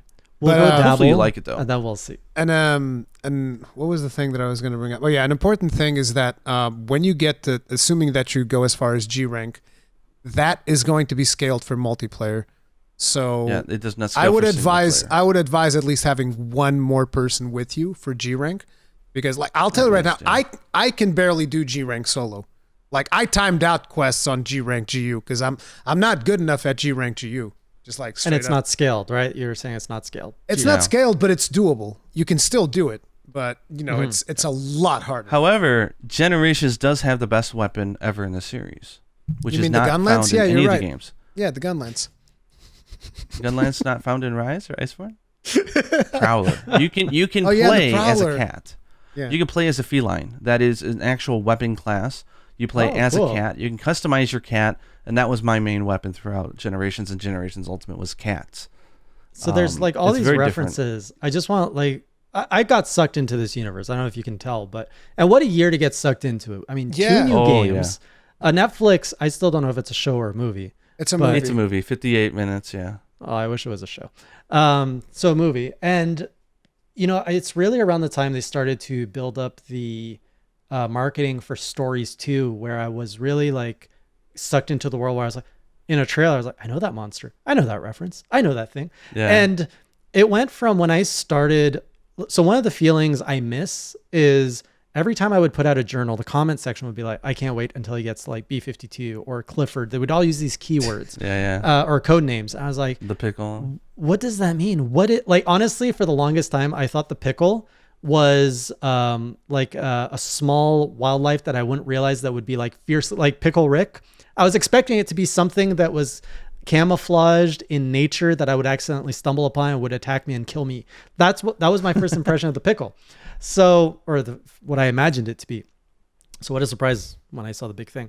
Yeah. But that wonder of being in a game and in a universe that I knew nothing about, I didn't understand references. The first time I saw Rathalos. He scared me like crazy because he jumped out from the sky as I was looking at some dinos making some weird noises. And I just saw a shadow on the ground. I was like, what the hell is that? I hadn't fought an Anjanath at this point, so I'd only like stuck to the small. And then I look up and I hear the scream and I just see this massive like red beast with wings come down at me, but he was coming down on the dinosaur. And I just booked it and ran the bush and I just stared from the bush. And I was like, what is that? And I was like, I have to fight that? And I was so like, eventually, it wasn't even the quest to fight him. Where was I going with all this? Oh, so the fact that I don't know anything, and now I know enough about Monster Hunter that I know the general like builds of monsters and kind of understand the limits of their designs.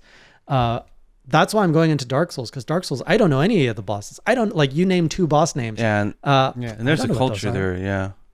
So I'm like, people say the doggy and all these other weird things. You're like, what are you talking about? It's like, so yeah, I'm like seeking out these like unknown experiences now, because like there are quite a few franchises I somehow avoided my whole life, a lot of them being Capcom franchises.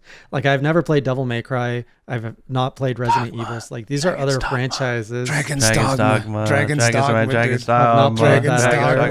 You got Dragon's Dogma. That's you got to play that one at some point too. That is another one of those games that is a very diamond in the rough. Like very few. It's incredibly underrated. Potentially one of the most underrated classic, games. Yeah. Is it a franchise or a one-off? It's a one-off right now. They had an online game in Japan, but we're praying that they're making Dragon's Dogma 2, because even the director said like he had the choice of doing Dragon's Dogma 2 or Devil May Cry 5, and he's like, well, let me get Devil May Cry 5 done. And then it's like, okay, so he's definitely working on Dogma 2 now. He has to be working on Dogma 2. Oh my god. It's just wild to me that like, you know, I've gamed my whole life and I've dabbled in all the major franchises, but somehow Capcom was my blind spot of just a lot of their franchises. I did not like, I played Mega Man a ton. I was a lot on the Nintendo consoles though, so that probably played a factor. But yeah, GU does have some of the best, like if you wanted, I think if you were to play GU, there'd be almost, you'd have almost all the reference points of most of the history of Monster Hunter. It does a really good job as an anniversary title of really giving you a slice of everything. You'll get to meet most of the major characters, go to all the major villages.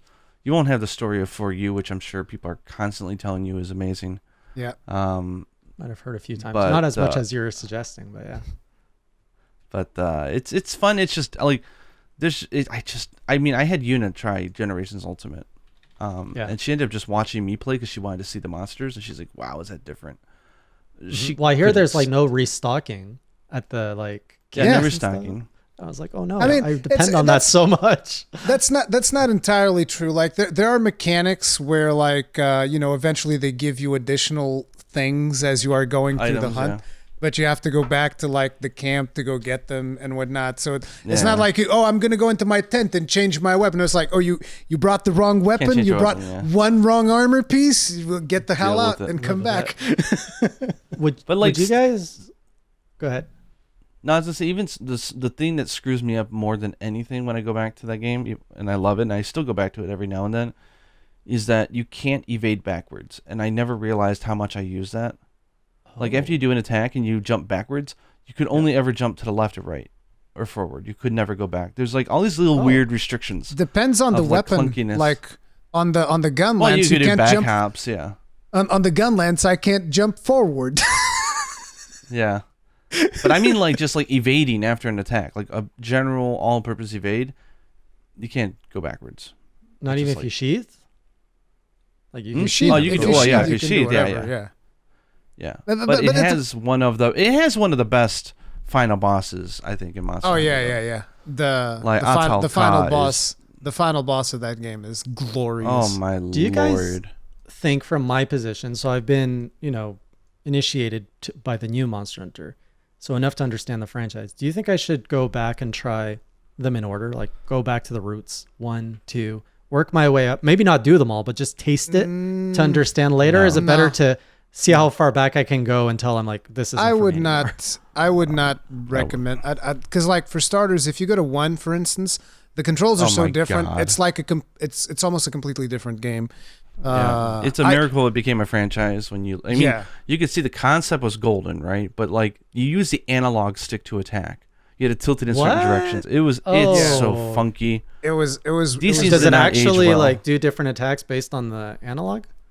It's a lot more simplistic than you think, but it's just weird mapping. And not to mention that there's also this stuff about, this game is on PlayStation Portable, this game is on 3DS, not necessarily easy things to stream and create content from, right? Well, I do think it's cool that you're checking out GU, because like GU is easy because it's on the Switch, it works, it's fine. Yeah. I do have a stream. I think 3U and GU are two ones that and 4U, those three games still, I think, would stand the test of time. I think those are fun. But the 3U is Wii U, or 3DS or Wii U. 4U is only on 3DS, and then GU is now on Switch. It's a port of the 3DS game, which is fantastic. So I think it's worth going back to see it for sure. But I almost want to suggest that if you're gonna pledge it, that you say, okay, I'm fine with doing multiplayer. But I'm gonna get through all the content and see the game. That would be fun. But I think locking yourself into solo on such a jarringly different experience could be entertaining from a sadistic standpoint. But I don't even that know would get boring. Yeah, to watch me die so much. Even that gets, because like, imagine for instance, if I was to try to do that, like there would have been hunts where if I would made that pledge, and I would be like, okay, I'm gonna solo the entirety of GU. There would have been hunts where I was fighting like 2 Brockies. Because I'll play Gunlance, and Gunlance is like one of the worst, the weakest weapons of GU. Actually, I think it's 35 minutes a quest. And it's like, you would have a quest that was actually 50 minutes, and you had to kill 2 Brockie Dios, and I timed that quest out. Yeah. Ugh. So like, imagine streaming that. 45. Imagine streaming me playing freaking 50 minutes of Gunlance against Brockie Dios, and then not even finishing the quest. I think that's terrible. Yeah. Not good content. Not optimal content. So like what I playing did it with others would be really fun. Yeah. What I did with GU is I would usually have like 2 friends whenever I would go into G rank. They would hop in with me, and these were 2 friends that were around the same progression level as me, so that they couldn't carry me, and that was fun. I had a really good time with it. And you can see the deviants and stuff like that, which is kind of like where the inspiration of where the Apex monsters came from. Yeah, you get to see Gore Magala, all the flagships from all the past games are all there. Yeah, everyone's there. Like I think you would enjoy it. But And also, I would warn that the first few hours of the game, you're not going to be doing any hunting hunting at all. This is you literally are just picking up mushrooms and honey and shit for like the first 2-3 hours. Oh, this is the suggestion that I was actually going to make. You have to download something on your phone called MHGUDB, which is Monster Hunter Generations Ultimate Database. Just the initials of that. You download that onto your phone, and then you can go to quests so that you can see which are the key quests for you to advance. You don't even know what that is. No. So they give you a list of like 20 quests, and there's only there's three very specific ones you have to do. Yeah. It's like the assignments from World. It's not like Rise where they're like any one of the 4 you can choose 3 of them. Like there was very specifically 3 you have to do, and they won't even tell you what they are. They were hidden. So like I had to make videos telling people these are the key quests. Yeah, wow. And it's like the problem is like, if those quests were cool, it'd be fine. But like the first 5 hours or so of game. Oh my God. It's just like, go pick up these mushrooms, go pick up these flowers, go pick up these account items, go pick up this thing. And it's just like literally just going out and picking up stuff.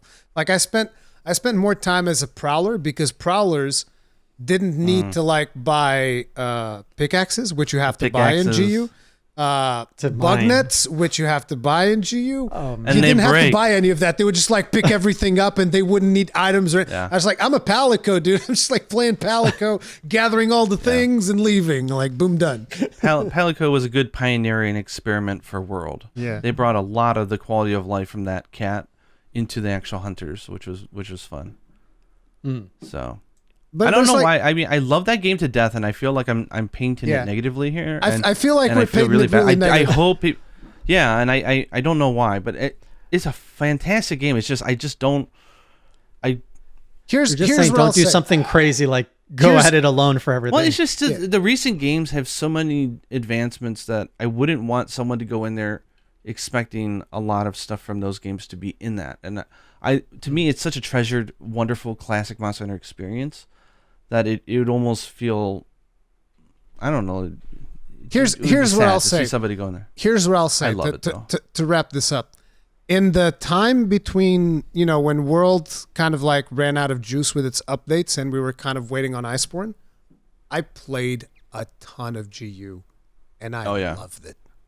I streamed it and I had a blast playing it. So I think you tasted it before. You tasted it before. Yes, World, yes. I played. Yeah. I played 3 Ultimate. I played 4 Ultimate. I played Generations. Yes, As a matter of fact, that's the difference, I think. I could import my save from Generations from the 3DS into Generations Ultimate, so I was able to skip all of that starting experience of Generations Ultimate. So I was right into the good stuff. I think having my expectations like brought down so much will only help because like I have no good reason to play this game other than look at the monsters, because everyone's like, oh my God, this is worse, but cool monsters and lots of monsters. So cool monsters, hell yeah, in troves, like it's good.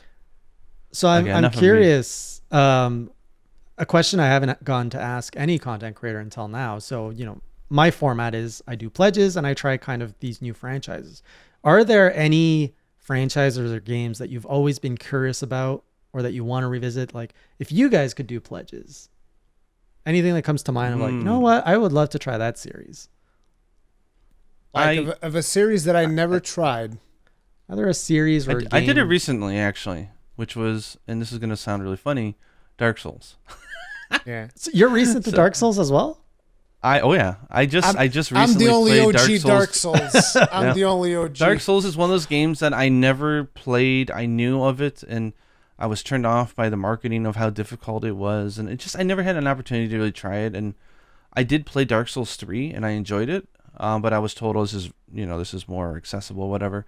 But I never played Dark Souls the original, and I heard so much about it, and so I recently went back and said, you know what, I'm gonna play it, and that I fell in love with it.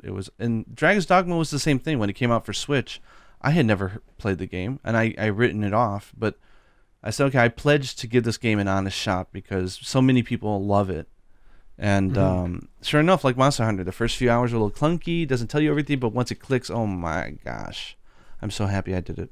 So, yeah, Dark Souls was a recent one for me. So, It's like for me, the first couple of things that come to head is actually two series, and my memory is terrible, so there probably is something that I'm forgetting. But like one of the first things that comes to mind is Final Fantasy, because What? I never played too much Final Fantasy. I played my first Fantasy I played was Final Fantasy VIII, and that was the first turn-based game I've ever played too. Because before that, I was like turn-based. Play real time like a man. What do you mean this turn-based nonsense? Like that was my attitude before I played Final Fantasy VIII, and like it was like a PlayStation 1. It was a French cousin of mine that showed it to me. I started playing. I was like, oh, this is really cool. So like I played a little bit of 8, and one of my favorite games has been 14, the MMO, because it's just fantastic. That game is just amazing. So. And because of the fact that game has references to so many of the older games, kind of makes me want to go back and play the older games. But wait, you've only played 8 and 14? Wow. I've played 15, but nobody none seems of the to classics. like that one. No, I didn't play any of the classics. So you've never played Final Fantasy 7? That's the thing. I tried it. I can't. I can't. So this is what it feels like. Yeah, like Okay. it's like I'm really sorry. Like I really gave it a good shot too. So like I was streaming it, and then I was like, okay, I can't stream it. The 'cause I'm getting original, bored. right? So like, yeah, it's the Switch version, which I think is pretty much the original. Yeah, not the remake, Yeah, but yeah. yeah. That's actually the best one to probably play I played now. the remake though. I love the remake. The remake is amazing. Oh, I okay. haven't. Yeah, I'm glad to hear that. the remake I loved it, but like the other one, I went back and I started playing it, and it was fine while it was like guided. They were like, okay, here's what you got to go. And then when it went to the open world and they sent me to that place where you have to march alongside the soldiers. Oh yeah, and I was so iconic. And I was marching perfectly, and it was not written. And I was like, dude, this game is dumb. Like, what is going on? Like, because I would do it. There was one time where I couldn't even identify my character as it was marching in the middle of this, and I was like, this is perfect. It can't get any better than this. And they were like, no, you did it wrong. And I was like, what? What do you mean? I clearly didn't. But yeah, I got bored of it. And then there's also the fact that you can kind of like play through at least the bit that I've played of that game, which I don't know, it was probably like 10 hours in or something. You can kind of just like auto attack everything and win. Yeah. Yeah. I'm glad though that you like. I didn't. So I started with the original, one of my favorites, and when I played the remake, I have not felt like such strong emotions in a game. It was really but good. it was a but it was like I thought it was because it was tied to my nostalgia that I'm like, oh my god, they are hitting all the nostalgia beats. Like I'm seeing these like friends I haven't seen in so long, but the story was like so well made and the gameplay was so like well done too. So I'm glad to hear that as someone who I just think it's I don't hate it. Like that's the thing. Dislike. I don't dislike it either. Like it's not that I don't like it.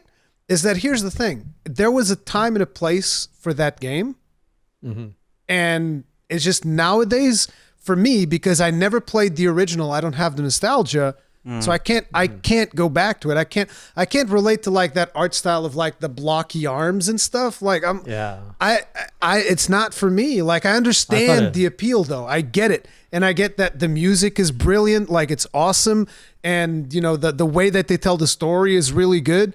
I get all that, and I think that it is genuinely a good game. It's just not for me. Yeah, I think we've talked. It's actually one of these days I need to break out of my shell because I've heard nothing but good stuff about the remake. Nothing but. Oh yeah, especially for people who played the. What's your stance? It's weird. So I'm jaded, and I need to get over it because everyone's telling me the remake is fantastic and it's wonderful, and I should be playing it. But I've divorced Final Fantasy. Like shut up. Like get over it. Like okay. I don't know what. So like I played FF 1, 2, 3, 4, 5, 6, 7, 8, 9, 10, 10, 2, 12 a little bit here and there. The online ones I don't ever have the time to play those. 13 I played through in one weekend and sold the game immediately. Yeah, it got progressively worse. I hated it. And then I 15 I had no interest in whatsoever. I did eventually try it out and I'm like nope. And so like I think 10 was the last like Final Fantasy for me, like the good big. I mean, I named my daughter after the main character for God's sake. My daughter's name is Yuna. Right. So take it from a guy. I was wondering that. So take it from a guy who loved everything from, I even started disliking the franchise from 10 on, but in hindsight, X is very good. So I loved all the originals. Did not play all, like I didn't play 2 and 3. I played 1, 4, 6, 7, 8, 9, 10. And yeah, everything after 10 was kind of a downhill for me. But 7 Remake captured that magic. And like, remember how Final Fantasy 7 was the first, game to leave kind of the whole sprite era, and to some degree it lost some charm, but it kept some charm because of the chibi characters. And I'd say the more realistic Final Fantasy became, the more it lost its charm that made it so great in the first place, because it was just kind of brooding, angsty characters after a certain point. Final Fantasy 7 Remake somehow hits the beats properly, where it's not like X, 12. Actually, X is a good one. But like 13 or 15. Yeah, I've heard nothing but fantastic things about it, and just there's something stubborn about me. I'm curious though. Maybe it's my Sony bias. I don't know, but maybe it's just. I will buy it for you if you will play it or stream it. But, I mean, the thing is like also, and this terrifies me, is that I don't know how old you guys were when you played, like for you, Jay, when you played 7, but that was freshman year in high school for me. That's a golden moment of time in the history of my gaming and my childhood. That is a moment so perfectly golden, etched in my brain and heart. I will never forget my experience of FF7. That was an amazing period of my life. Like I remember it so vividly. I don't want to touch it. I don't want to tarnish it. I don't want to even though everyone's telling me no, it will just enhance it. It'll bring it out again, and you'll feel like a kid. It'd be great. I'm like, I'm hesitant. I don't know why. That's real quick. There's something like. When did the original 7 came out? 97. 97? Okay. Pretty sure, yeah. So like, the thing is like the reason why I fell out of love with FF was, to me, FF was like an adventure, right? And I think it was because it was lower cost, obviously, to make those games. Like you went places, like you went on an adventure, like all sorts of different maps and towns and all that stuff. But now that they have such high production value because they look fantastic, the more recent games, it's like, okay, well, we can only afford to make like 3 or 4 towns. We're going to make every cut scene play out like a Japanese anime drama of 20 minutes of ham-fisted dialogue. And it was no longer about memorable adventure and events. It was more about memorable dialogue. And I cannot stand just hearing people like like just talking to a wall and like just going off of something like that. I don't like Japanese movies. I don't like Japanese dramas on TV. And it's a type of storytelling that just doesn't gel with me. And I don't know, that's what I felt 13 was to me. It was just like, let's just have some 13. Dialogue. And I'm like, no, thank you. 13 could not win me over. Like, I didn't like anything about it. So, but go ahead. Just 7 Remake. Like all I can say is like, I enjoyed 15 to a certain degree, but 7 just went. So I played 7 when I was 16. And before playing it, I always watched my friends play it when I was probably in grade 9, grade 10. And I was always enthralled by it. Just like, oh, that looks so cool. This whole turn-based, this whole steampunk setting. And when I finally got like a PlayStation 2 and I got a PS1 disc to put it and play, how I was 16, and like, I finally could see what was beyond like Midgar, and great experience. And so when 7 Remake came out, I too was a little bit wary, because I'm like, oh, are they going to go modern Final Fantasy? And also there was the whole talk of, oh, it's only one part. And I was like, but also I really love Midgar. So I'm like, okay, but can you really like flesh it out so much? And anyways, as soon as I put Final Fantasy 7 Remake in, like it's my game of the year for last year. And honestly, one of the best times I've had with a game in recent memory, before meeting Monster Hunter. I think we're the same age. Were you born in 81? No, I'm younger. 85. Okay. Wow. Okay. Maybe I was younger when I played it and I just didn't realize it. I don't know. You So said 16, unless I was 16, are you talking about but like I was release late. date? Oh, you were late. Okay. Yeah. I was late because I played on the PS2 with a PS1 disc. Oh, okay. So that would have been Yeah, early later. 2000s probably. my parents I'm- didn't get me any console after the Genesis, which in this country is called the Mega Drive, because they told me you can't work on a console, so we'll get you a PC instead. And I was like, okay. And then I played games on PC instead. Yeah, I didn't even have a PS either. It was a friend up the street, and we would go in his house, and we were all hanging out, playing Magic the Gathering, playing on the PlayStation, course. chilling out, listening to, Magic the Gathering. rock, and like it was like the stoner groups, and like it was just a really good time, and I just the memories of that year playing FF7 is golden. The PS2 was my first console that I purchased myself. Like I remember I was 16, I had just gotten my license. The PS2 must have been out for a few years at this point, and I like saved up money. I'm like, I'm gonna go get, because I hadn't gotten a console since the Genesis. That was the last one I got as a gift. And then the family got a computer, so I'm like, okay, well, I guess we'll game on the computer. But the PS2, I forgot what it was. I want to play Star Wars Galaxies, I think, and I was misled to believe it was on the PS2, or maybe it was, but you need I didn't understand the concept of MMOs back then. So I made the worst perk, because I'm like, oh, can I play? And they're like, yeah, but you need a subscription. I have to pay every month for this? What? So I ended up getting Jedi Starfighter and the PlayStation 2 so I could play all my JRPGs. But I wanted to ask you, Jay, because I've heard a lot of people criticize the fact that they did stuff different in Remake, because Remake is not 100% faithful to the original, is my understanding. There's a couple of things that they changed. Because it exists,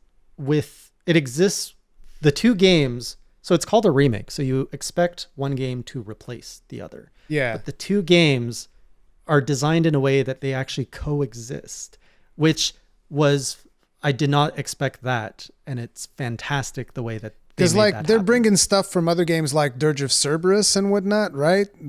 What is the name of the other one where the other guy is Zach Crisis or whatever? Crisis Core. Crisis Core. They're bringing stuff from this is what people told me, because I don't know, I didn't play these games, but they're saying they're bringing this stuff in. So how did you feel about that? Right?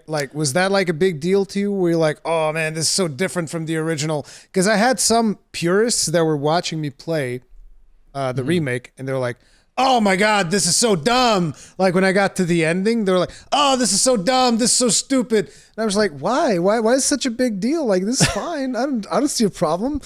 They're like, oh my God, I can't believe it. This is terrible.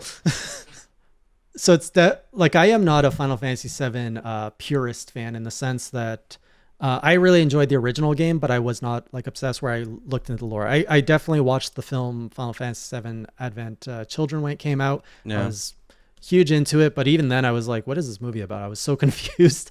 So I never had a PSP. I don't like handheld gaming, so I actually never got to play Crisis Core.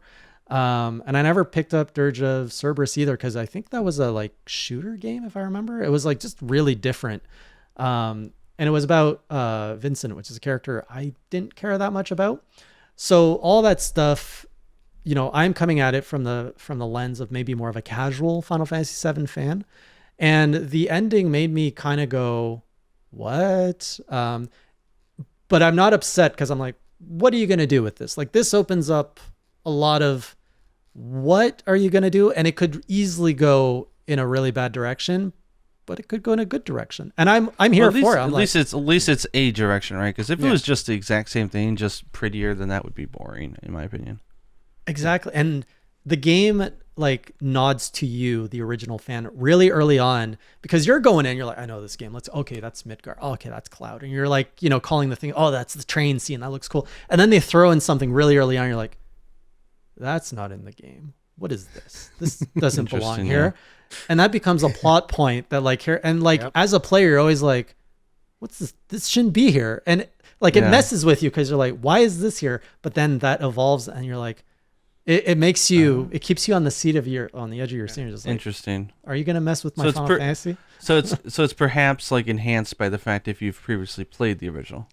Well, that's why I was curious at your impression of not having it's definitely enhanced if you played the original, but clearly you don't need to play the original, because you just don't pick up on those small things I got to pick up on almost all of them, because they made sure to tell me. They're like, well, this you was had not your the chat original. that's like that. This was not a thing. This was not here. What is this? This is crazy. That's the thing. It's so so what it does is it introduces it, and it makes you go, whoa, what are you going to do? But then it goes back, and that thing, that plot device goes away, and then we're back on track, and you're like, what the heck was that? And then you're like doing your story as normal. And you're like, is that going to come back? And like, I really don't want to spoil it for you. So you just, Yeah. Yeah, but it is. I think Maybe it is one worth day. it for you to check it out eventually, Gaijin. I think it'll be fun. Eventually. I'll get over it. So let me rein us back into the world of Monster Hunter. oh yeah, we went out quite a ways. Yeah, I know. I think I want to pull us into. I think I'll let you go. I think I know where you're going. You think you know where I'm going? Okay. Yeah. So I wanted to ask you, Jay. Like at this point, you've killed All Mother. So did you do the challenging quests that they've done after, like the Utsuchi challenges, and which eventually, there's that quest line that leads into the Apex monsters and all of that. Did you start working on that yet, or not so much? So I've killed I made it to Hunter rank 100. So, I've killed Valstrax. I've killed Apex Zinogre, Apex Diablos. I killed all them. Before there's a bunch of quests that unlock after that, I had cleared everything 7-star. So I think that includes one set of challenges. But after killing Apex Zinogre, I saw that there was a few other challenges that unlocked after. Yeah. I haven't had the chance to go through them yet, but I do know that apparently they're worth it, and that they unlock more difficult stuff and even like a new map. Like, I don't know how much I want to spoil on here, but something else gets unlocked. So the reason I wanted to ask you this is because, I'm sure you've been following some of the stuff that people have been talking about in regards to like the end game of World, the end game of Iceborne, the chase that you get with the investigations and tempered monsters and the decorations. And in Rise, you really don't have that kind of a chase. It's like a lot easier for you to just like, oh, I made my set. I don't need to go on this crazy grind. I have my set, and now I can do whatever I want. So like, which of the two approaches did you prefer? Did you like having that eternal chase of investigations and stuff to do? Or did you like being able to just like get your set and now I can do whatever I want in the game? Or if I want to just play kind and of be beat done the with game, it. Yeah. It's hard to compare because I like Rise sat literally between World and Iceborne for me. And I will instinctively always compare Rise to Iceborne, like just by accident. Yeah. And it's easy like for me to kind of say, oh, well, Rise didn't do this as well, or Rise was too easy, or Rise was too fast. But it took me, I think I'm at 70 hours in Rise to get me to Hunter rank 100. And I recall, I think I finished base world at Hunter at 50 hours. So I was like, well, I spent a lot more time in Rise, but it didn't feel like I spent more time in Rise. So it's hard to say. Like, I really did like the pacing of Rise, although I did play a lot more of that grind endgame with multiplayers to get me up. And like I said, I always prefer that grind with multiplayer, whereas the world-based game, I didn't really get the chance to experience it so much. I killed the final boss, and then I was like, well, let's get the Iceborne expansion. And I went off there. So I didn't really, I don't think I understand the end game of base world. Just the yeah. way I went You through didn't. it. Because what was the base end game of World? So The end game just kill Xeno, the end game of and then- World is like you finish Xeno and you unlock tempered investigations. So basically you get a whole new tier of difficulty because the tempered monsters are a little bit harder, and then you do tempered investigations to get decorations to put on your gear. But in Rise, you can just craft whatever decoration you want. You just go grind the monster that does that deco. Okay. And you craft the deco, and you can actually just like finish the set. Whereas in World, you're just like constantly chasing, okay, if I get another deco, then I can make it better. And another deco, I can make it better. I would describe it as Rise doesn't have an end game loop. It just, there's an actual clear ending to the game. And then they're like, if you want to continue playing, like choosing a different weapon, having fun playing, you can go for it. Yeah. But I don't think there's that. They're not looping you on like, okay, we got to do this now or do this or sub-optimize. It's just like it for some people that's bad because it's like I lack motivation to continue playing. But for some it's good. It's like, yeah, the game didn't waste my time at all. There's no fat. It was all meat. It was delicious, and I'm happy with it. So the decorations specifically, I'm glad you brought that up. I remember looking at Rise and I was like, I do like the Rise. The World decoration mechanic. If you look at my decorations suck. Like I clearly have not spent enough time grinding them, but I like the kind of lottery system of like, well, what can I build with what I have? But I also recognize Rise respects the player's time more of like, no, you go get what you want. And so I can see the appeal of both. For me, to your point, motivation, I prefer the lottery system. And that's actually kind of what got me to understand and appreciate the talismans, where I'm like, oh, I'm not actually guaranteed anything. I just have to like keep putting things in this melting pot, and then I get talismans, and then I put more talismans in the melting pot. Oh, I got something cool. Let's see if I can keep doing that and get something better. I personally like that as an end game mechanic because it just keeps you kind of going. But it's definitely not for everyone because there's so much stuff to do now, so much media to consume between games and like films and shows that a lot of people just want to get in, have their experience, get out. And I think Rise does that better. Yeah. Yeah, so I guess it comes down to how much time do you want to sit down and invest in the game, and do you need the carrot in front of you, or are you just gonna have fun like in a playground, you know? And I think that the community in this case, I think the split is actually a lot closer to 50-50 than I initially thought. Like initially I thought that we were closer to like, I don't know, 30 people would prefer the 30% of people would prefer the RNG, but I think it's actually split down the middle where like 50% of people prefer the crafting of the decorations and 50% of people prefer the grinding that we had in World, and it's just two different play styles. Another thing that I wanted to ask is like, did you feel that Rise was easier than base? Well, no, it's like you didn't do the tempered investigation, so it'd be too hard. I would say, I mean, everything up until Xeno'jiva, right? You have to compare the base games. Right. Like Iceborne is an expansion, so. So I have to say yes, but also World was my first. So of course I struggled with a lot more base things. That said, I don't remember ever, outside of Anjanath and Diablos in low rank being my walls. I kind of went into Rise and I was like, oh, this is so easy in Village. And I'm just like, just kind of killing everything easy. And then I met Zinogre in low rank and he's like, sit down, son. And I got destroyed. And around that time, like in the higher Village rank, I was like, this is supposed to be easier than low rank. And I'm getting killed by like Almudron and Zinogre and Magnamalo. And so at that point, I stopped saying this game is easier because I was dying. But I was dying because of the new mechanics. Like I was wire bugging back into fights when you're supposed to wire bug out of the fight. What I want to comment though on, how you were saying the player base is 50-50. I think there are two types of players. As consumers, you have the players that really buy maybe 1 to 2 video games a year.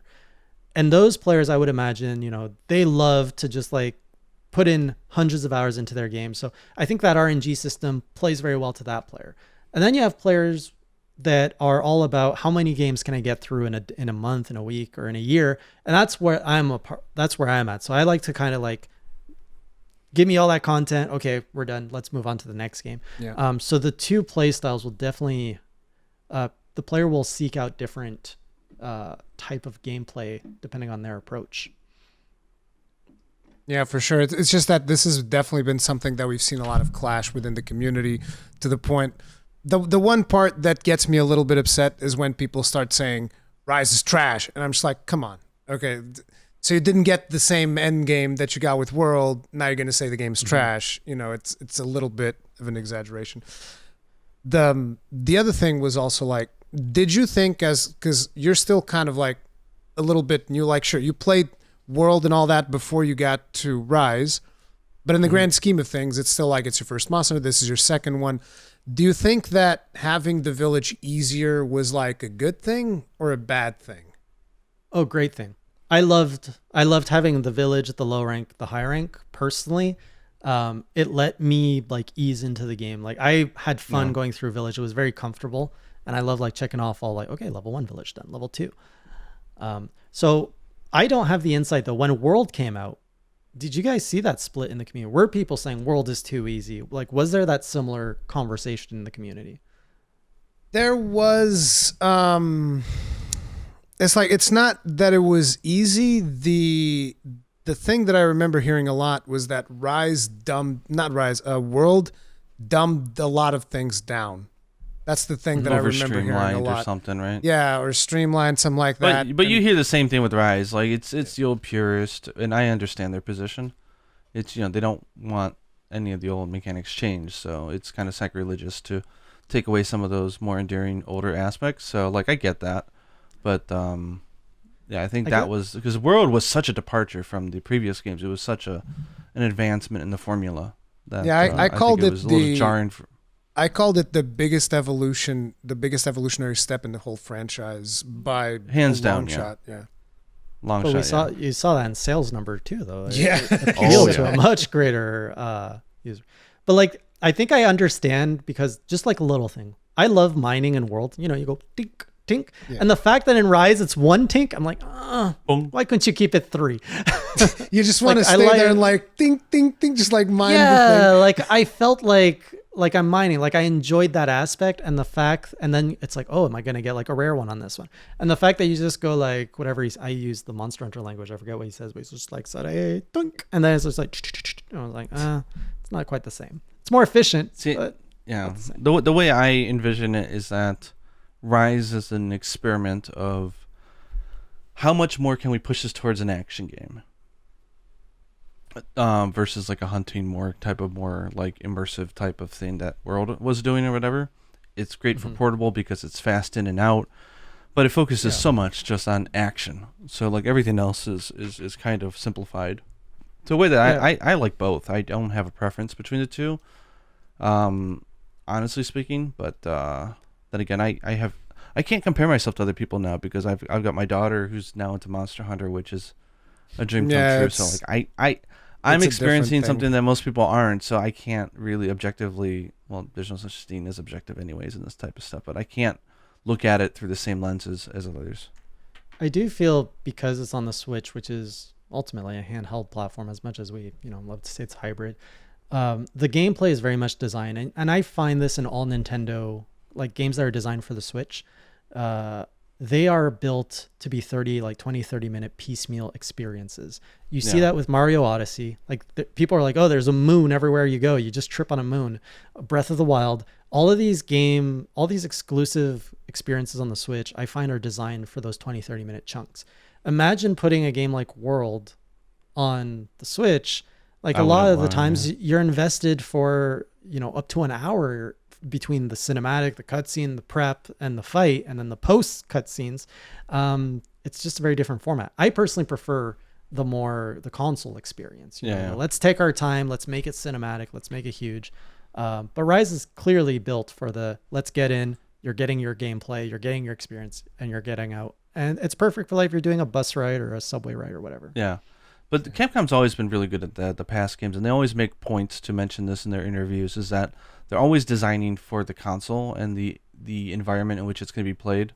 So, like, the mission statement for Rise was, let's make Monster Hunter portable again, kind of thing. So, like, that was... And people don't... They're like, why don't you just put it on PS4 and Xbox? I'm like, it doesn't always work like that, because the game design actually... There's a lot of times where there's a lot of good choices in game design that you can go, but you have to go one direction. And when you have a more clear vision of the environment and target user and demographic and where they're and how they're going to be consuming it, that is what draws your attention. I think when you take a mobile focused design game and put it on a console, it'll feel kind of, I don't know, not inferior, but it'll just feel different, and this perhaps is not why the experience that they want. This is why both of us kind of like were a little bit in awe when they said, oh, it's coming to the PC as well. We're like, what? That's weird. Yeah, how's that going to... I suspect, I think they get the benefit that it's coming like a year later, which is a long time. But so I think it'll just be like, there's no weird expectations about what that game is. Like, people know what it is. It's because Capcom already knew about the Steam Deck, and they're just like, we're going to be on both the Switches, the Switch and the Switch Pro, the Switch Pro that Valve is working on. We're going to be on both of those. I wonder how the world audience, that they've only been on PC, and how they're going to experience. Because I'm looking at Rise, people are asking, are you going to double dip? And honestly, a lot of people have complimented Rise for its graphics, But maybe it's because it's so jarring from PC world to Switch Rise. I'm like, honestly, if the graphics look better on PC, like substantially better, because I'm not a fan of the graphics in Rise, like specifically like the map. I love the village, I love the character design and the aesthetics of everything. But like when I'm out in the ruins and people are like, this is the best graphics I've seen on Switch, I'm like, I don't know. I'm like, none of this awes me. Like I remember playing Breath of the Wild and being more in awe. Like I just felt the artistic direction there was more like, ooh. But yeah, nothing in Rise made me go, oh, this is graphically impressive. I think the game looks really good, but and I think it's one of the most impressive games on Switch. Yeah. It's maybe not the most impressive game on Switch, but it is one of the most impressive games, looking games on Switch for a third party. Well, now you're adding for a third party. For a third party. I mean, come on. I can agree with you there. Because it's like, if you're going to bring out stuff like, imagine, for instance, Mario Odyssey, which, is something that looks amazing and runs amazing. But, that's Nintendo with their secret tech and stuff. They always do crazy stuff, like being able, like you would see a lot of times in PS4, right? During the PS4 era, where the Wii U was their console, you would see most games on PS4 come and running at 30 FPS, and Nintendo would be like, "Yep, here's another 60 FPS games." And like everybody like taking a dump on the Wii U, and they're like, "Yep, here's another 60 FPS games, no problem." It's like, I have to say, I love the Wii U. By the way, I was one of the few champions. Like I was a YouTube creator that was championing the Wii U. It's actually my biggest library back there, the Wii U. Well, in terms of physical. Okay. Very quick, very important. Xenoblade Chronicles X. I didn't like that one. I'm ending this podcast right now. No, wait a second. So the Wii U does play Wii games, right? Yes. Yeah. It's the Metroid machine. The Wii U is where you can play all Metroid games, pretty much. So, now I have to look at. I don't want to. If I give the wrong name to this game, I'll get roasted. So hang on. Uh-oh. I know the feeling as someone who bastardizes all the names wrong. The Last Story. Yeah, you could play that on Wii U. Have you played it? Did you like it? I haven't played it. Isn't that one by Monolith Soft? No. This is Sakaguchi, man. This is the father of FF. This is my man, Mistwalker. I love that guy. But I've heard very good things about Last Story as well. Yeah. I bought a Wii a second time just to play the game, and then I sold the Wii again. Isn't it part of a trifecta of like gems? There was Xenoblade, Last Story, and there was a third one. It was all part of Operation, I think Rainfall it was called, to get these games ported to the West. Interesting. Yeah, I've heard Last Story being mentioned in the same breath as Xenoblade quite a few times. I've played all the Xenoblade games. I love Xenoblade. Okay, I love good. Xenoblade? Before Xenosaga, there was Xenogears. Gears? Did you play Xenogears? No. I just played Xenoblade. Well, I'm an OG. I'm the OG now. Oh, you win. Oh, roasted. I love Xenogears. I could not get into Xenosaga. And I need to. That's another franchise I need to properly, because I did try Xenoblade on the 3DS. It's hard. It's hard to play that game on a 3DS. That's the thing. Hard. I hate handheld, but like now that they have it on Switch remastered, I'm like, I'm gonna pick you up there. Very eventually. much worth it. Just don't play Future Connected. That one's not good. That's the DLC to it, right? Yeah, they made some weird deal. I mean, some people like it. I played it and I was like, dude, nah. Like, just give. I would rather have kept playing, because I was in a rush because I thought that was gonna connect Xenoblade 1 and 2. Yeah, it doesn't. No, not at all. Oh, that's not what it does at all. I'm sorry. Oh, okay. I heard 2 was really good too. Like people are really praising 2 is excellent. All the Xenoblades are excellent. Yeah, I love them. So what I didn't like I love 1 and 2. What I didn't like about X was I'm not a big fan of a placeholder protagonist in those games. Like, you have Shulk and Xenoblade. In X, it's you make your own, and it's a silent protagonist. In X, it's Emma. She's the real protagonist. The girl that follows you around with the dual blades, the white hair. I think she's called Emma. Is she the 13-year-old? No. Or is she? Why does everybody always think of the 13-year-old? Because I remember the controversy where they like censored her, and everyone's like, "How dare you censor?" Hang on, that was weird. Gaijin's just looking around like, what are they talking about? This is weird. Yeah. Xenoblade is a weird thing, Gaijin. But I did enjoy it. Like I made it to until I got my first skill, and I went out with the skill and I died and exploded. And it's like I was so confused with what I had to do to fix it. I was like, again, another game. I just like, nope. I hit a point where I was like, nope. You got out with the skill and instantly blew it out. That's good. I did. I guess I picked the wrong fight. I don't know. I was not responsible with my skill, but I grinded because it's at level 30 that you get your like skill is a big robot thing. Yeah. The Gundam. It's the Gundam. The mecha. And I'm just, yeah. And I was like, all right, I can do some I can finally unlock the like good parts of this game. And then it blew up right away. I was like, what? No, because you don't get to fly at level 30. They give it to you, but you have to just like hover in the ground or something. And then I think it's at level 60 you get to fly. Right. So, and let me tell you something. When you get to fly, they change the music when you're traversing the world, and it's so good. God, that game. Oh man, you have to invest so much time to get to that good music. But anyways, bringing us back, Gaijin, I believe you wanted to ask something earlier. Sorry. No, did I misread that? No. Okay, my bad. Ditto. You guys got into Zeno talk, and I you just got lost. It. Okay. You brought up last story, and we just went Xeno. Yes. So if I'm afraid to even ask if you guys got to enjoy one of the best, and what I thought was the last true Final Fantasy game, which was not Final Fantasy at all, but the Lost Odyssey. I thought you would bring that up, and I have not. Yeah. No, I know the music Lost though. Odyssey. I know the music. That was an Xbox only thing though, right?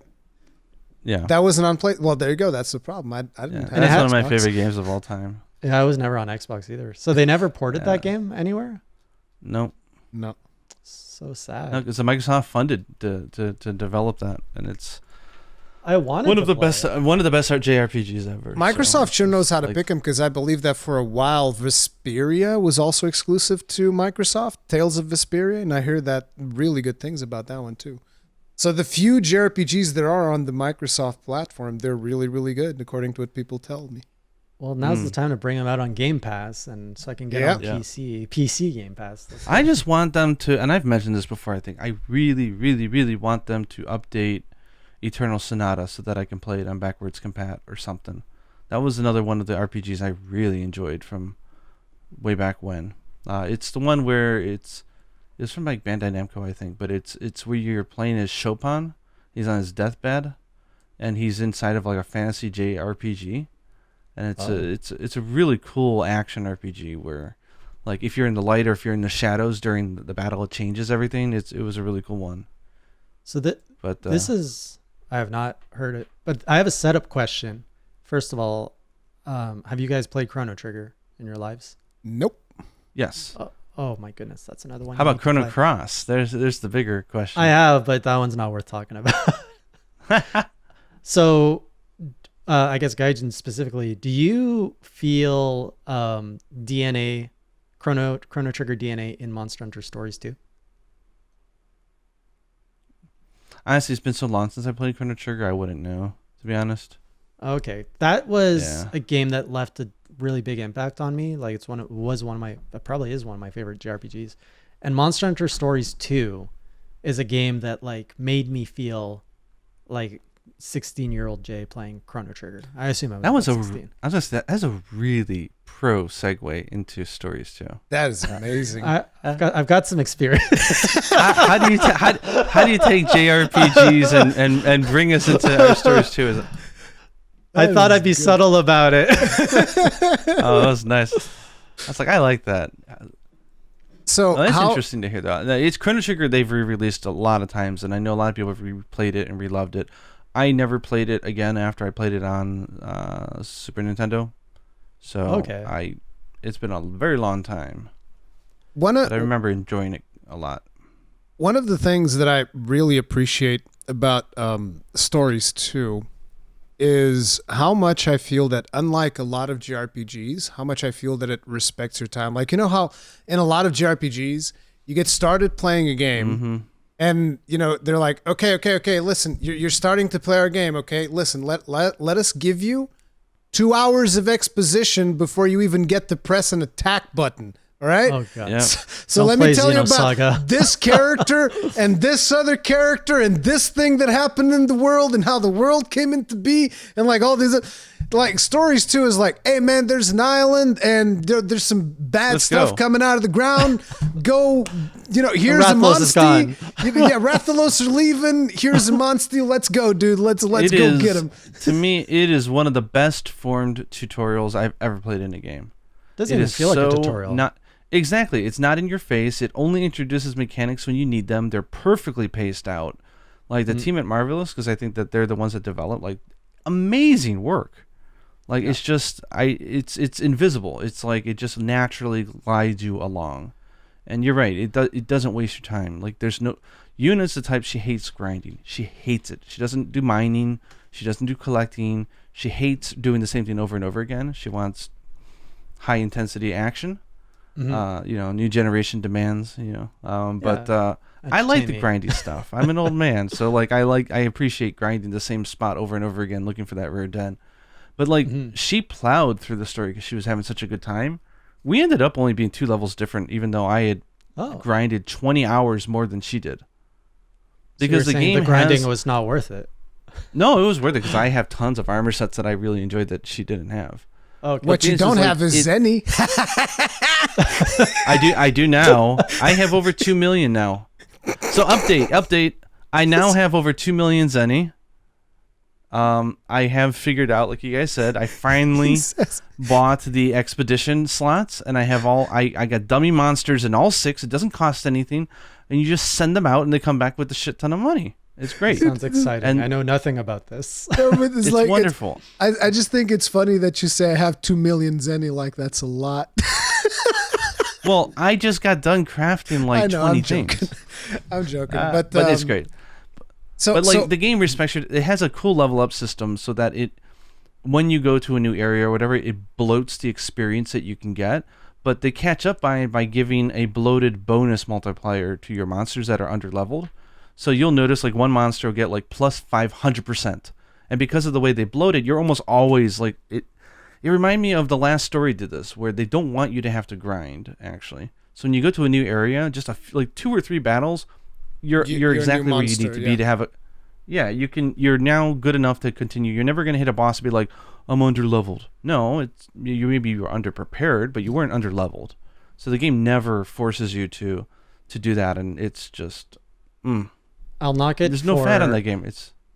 They left Kana in the tutorial area. Like I thought she was going to be with me for the story. I just left I didn't even know there was a tutorial area. It's okay. She's not even the best waifu in the game, so it doesn't matter. Well, I mean, I haven't seen all the waifus, but I was getting excited. I'm like, oh, I get to play a game, and Kana's going to be my partner. All right, let's go in there. Like, that's the tutorial train. I was like, this is a tutorial? She's temporary? What? She is lovely, though, isn't she? She's really a ball of positivity. She's like... So supportive. And it's funny because it's like I don't even want to call her wife or goose because like that'd be like someone I want to hang out with. Like she would be a good friend. Yeah. She's did adorable. you just friend zone Kana? Is that what you call it? Yeah. Friend zone? You just friend zone Kana off the bat. It's like you don't even have a shot with Gaijin Kana. Sorry, you just got friend zone. No, he's already proclaimed his love for another. I haven't met her in the story yet, but. Considering you're only playing on Saturdays, it's gonna take you a while to get there. Like I'll be here till Christmas. So how far have you made it up until this point? I've only done, half a stream, 1.5 streams so far. So I just landed in the second town, and I'm on my way to investigate a rock, which we all know is probably Basarios. Yeah. So I killed the Paulumu. And yeah, off we go. So now I got this cool new guy. I honestly like Alwyn. Alwyn. He's got some pretty like good energy to him, and I'm like, yeah, he's nice. Yeah, I like him. He's stylish and he's pretty cool. I'm like, I'm all right with you in my party. You're no Kana, but How do you feel? How do you feel about like his? I'm sure he's shown you his kinship move by now, right? Where he's flying on the Legiana, that one? Yeah. Isn't that crazy? Yeah, like the It's amount really of cool. the crazy over the top, like and swirls around and comes down. Yeah, it's way better than a kicking dinosaur. Like that's what you got with Kana, right? She jumps in the air and dinosaur kicks and gets like Yeah, but sonic I don't waves know out of what that. language you guys are playing it on, but Kana does have the cutest laugh, and even Yuna, she recorded it. She goes, "Aha!" when she does like her kinship attack. Does she do that in English, or when she jumps in the air, not she goes, noticed. "Aha"? Oh, No, I don't. adorable. I don't think she does that in English. No.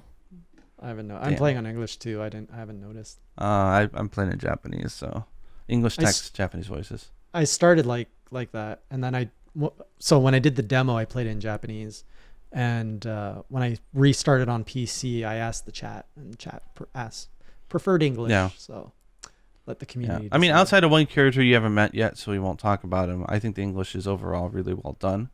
Yeah. The It dub. is. Yeah. Yeah, I usually find it's it good. cringy, but here they did it well.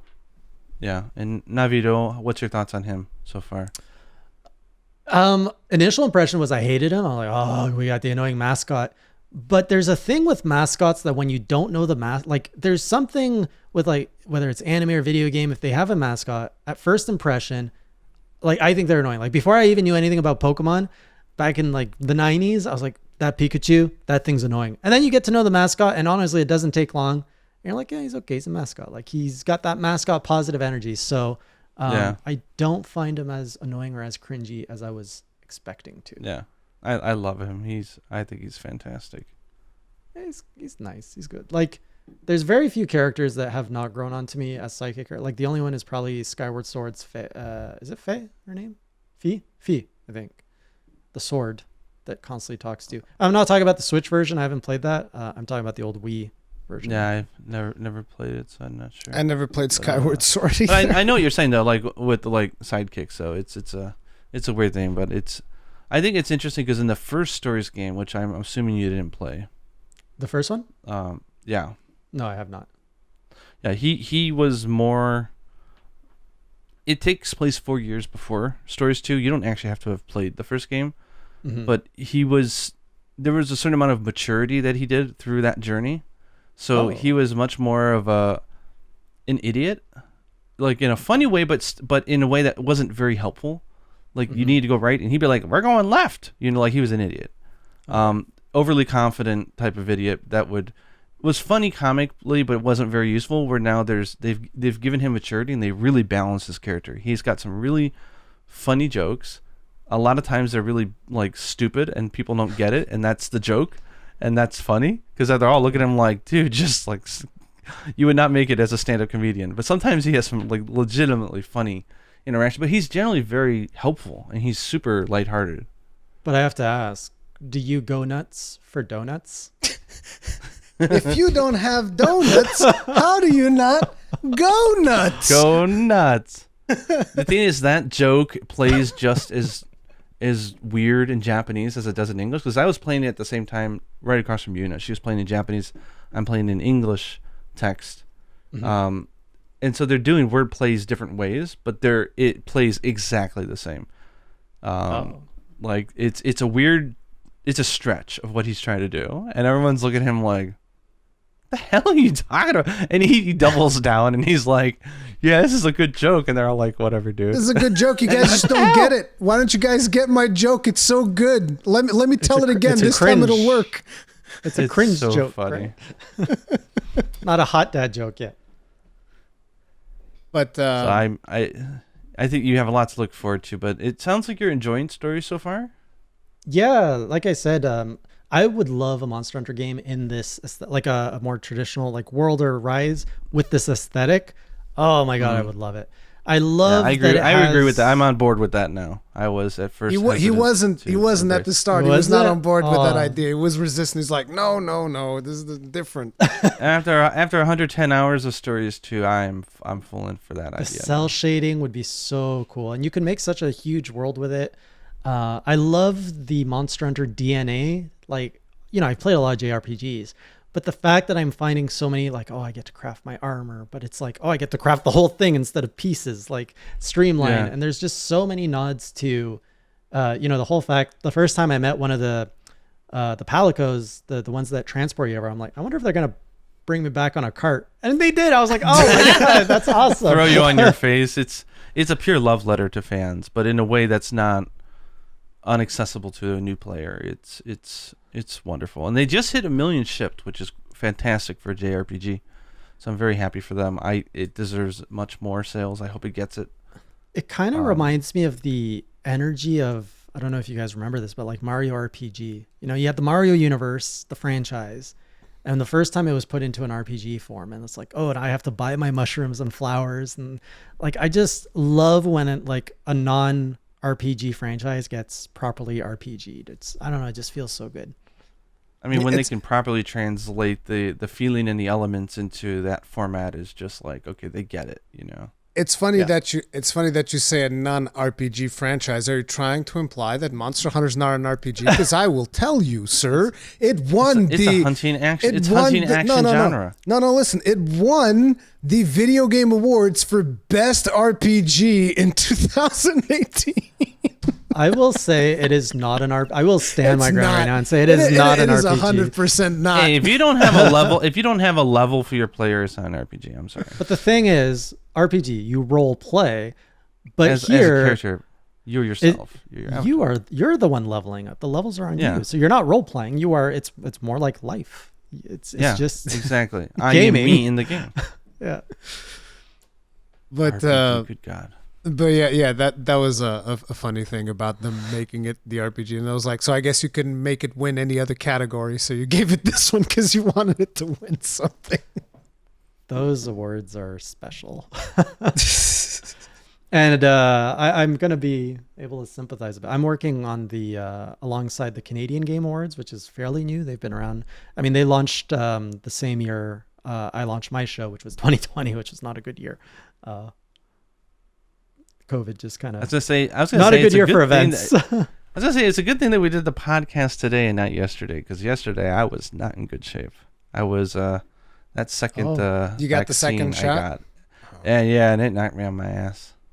Yeah, I still need to get my second shot. I only got the first one. I'm feeling good today, though. So yesterday was like, okay, now I get it. Okay, makes sense. Yeah. A lot of fatigue, right? Well, at my age, it's like I'm always waking up with achy bones, but it's like it reminded me of how it was 2 weeks or so ago when I put together 2 large furniture pieces from IKEA. Yeah. And the next day I was hurting so bad, every joint in my body. It was just like aching. Like you touch your finger and you'd be like, ow! It's like, okay, I'm just gonna be a lump of flesh. I'm just gonna sit here on this bed and and then the small fever comes and I'm like, okay, ha. I'm like, good, there's a war going on. It means that it's working. So that's good. So I was happy about that. Just play proof of a hero for your immune system. Exactly. Yeah, there you go. It reminds me of like whenever I get the influenza flu shot, my arm gets like super bright red for 3 days and it gets super hot, and I've always wanted to try to see if I can cook food on it because it's that hot. Wow. I thought that would be really funny if I can cook like eggs or something. You're just thinking about that Charlie Sheen movie where he just like boils not boils, he just like fries eggs on the girl's stomach. That's what you're thinking about. I have no idea what that is, but that sounds interesting. What? It's damn it, what's the name? Oh man, I don't know the name in English. I only know the name in Portuguese. It's a movie that's a parody of Top Gun with Charlie Sheen. Wait. Naked Gun, isn't it? No, it's Charlie Sheen. No, I don't know. Oh my god, I can't believe. Oh my god. No. Speaking about movies, what'd you guys think about the trailer for Legends of the Guild? I haven't watched it yet. What? Jesus, yeah, I know. What? I know. It's here's the problem, right? I was thinking that I would save it to watch on stream, but then I was scared to watch it on stream because Netflix are assholes and they'll copyright claim your stuff. I watched it on stream. It's fine. It is? Oh, okay. Well, I watched it on stream and I didn't get hit. So Let me double check. Wow, Zero copyrights. Yeah, because like on you haven't seen it? no, because like on YouTube there was the one Capcom event where they I don't know, they did a trailer for something that they were doing in a collab with Capcom. It might have been the Dragon's Dogma thing or whatever. And during a Capcom event that I was streaming on YouTube, it got caught by Netflix and they Content ID claimed that footage. And I was like, wow, really? Like a friggin' trailer? That was on YouTube though, right? Yeah. It was on YouTube. You should watch it now. We can get your live reaction, so to say. Oh man, so I can't ask you about it. That sucks. I'm hyped. I mean, I'm yes, super hyped for it because I've already seen like it's Aiden, which is the the kid in World, like the one who's in the he's with you through several cinematics. What? Yeah, the A-lister. So like I'm hyped because it almost feels like this was kind of planned just from what I know that it's about him. I'm like, so they kind of planned the whole Fatalis thing with the cinematic and all that in a way around eventually releasing this, and there's a lot of people saying, hey, finally we're getting a Monster Hunter movie. Finally, because there are no Monster Hunter movies. I haven't seen any. This was done for a while. And they've been holding on to it, I think, due to contractual stuff and whatever. So not probably with that horrible, disgusting thing called the Monster Hunter movie. But like they're finally releasing it. Is there talks of like? I thought it was going to be a show. I was really looking forward to this being like a Netflix series. Is there ever talk of doing that? That you guys? I haven't heard about it because they announced Legends of the Guild years ago. Like to the point that the people thought it was canceled. Mm-hmm. They gave us one key visual of the Ace Commander fighting a Nursilla, and it was exciting because like that's the story of Monster Hunter 4 Ultimate, like the Ace Hunters, and getting to see their backstory because those were 4 characters that were all really interesting and fun, and the dynamic between those guys was really interesting. It would be fun to see like where they came from. So they then took the focus away from the Ace Commander and they put it more on Aiden, which I think was intentional because he was featured in World. And Iceborne. But it's going to be really fun to go see their history because they're just a comical. I don't know how much they're going to keep any of the original personality quirks of these guys, but they're definitely keeping the punny nature of Aiden, which is good because he used to be called the Ace Cadet, and they didn't have names. It was like Ace Cadet, Ace Gunner, Ace Commander, and the Ace Lancer, and it was the 4 of them.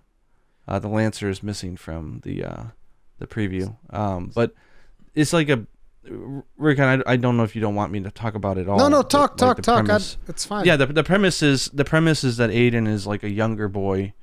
He lives in a village that looks like Kokoto almost, and he's just like a adventurous, feisty young lad who fancies himself like a hunter, but he's not really a hunter. He's like a wuss. He can kill like some Velasa prey or something, right? And so he finds himself overwhelmed very fast by monsters, and he finds out that his village is on a crash course with Lunastra, of all evil things in this world. And so the guild dispatches their ace hunters and to help out, and he joins them to help out, and this is how he gets introduced to the guild and how he becomes a hunter. And so he teams up with the ace commander, the gunner, and some other people, and they're going to work together to deal with the Lunastra, who is migrating right through his village. And we know elder dragons, when they migrate, they don't give a shit what's in their path. They'll just destroy it. So I feel that's going to be very interesting. I feel like I'm one of the people that is really weird about the things that I'm interested when it comes to Monster Hunter lore, because what I really want is like something that I can go and read about the shady parts of the guild. Like I want to learn the shady secrets of the guild. Oh, you want the Game of Thrones exactly of the guild. Like no, because I don't know if you've gotten into Monster Hunter lore at all, but there's a lot of things that the guild like keeps secret from people. Like they have secrets from people to, there are certain monsters, like for instance, we know about Fatalis. But like Fatalis is technically speaking in Monster Hunter lore, from my understanding at least, is like a well-kept secret of the guild. Like we don't go to Shrade because Fatalis destroyed Shrade and all of these things. Like that was this well-kept secret, right? until eventually you have to fight in the games.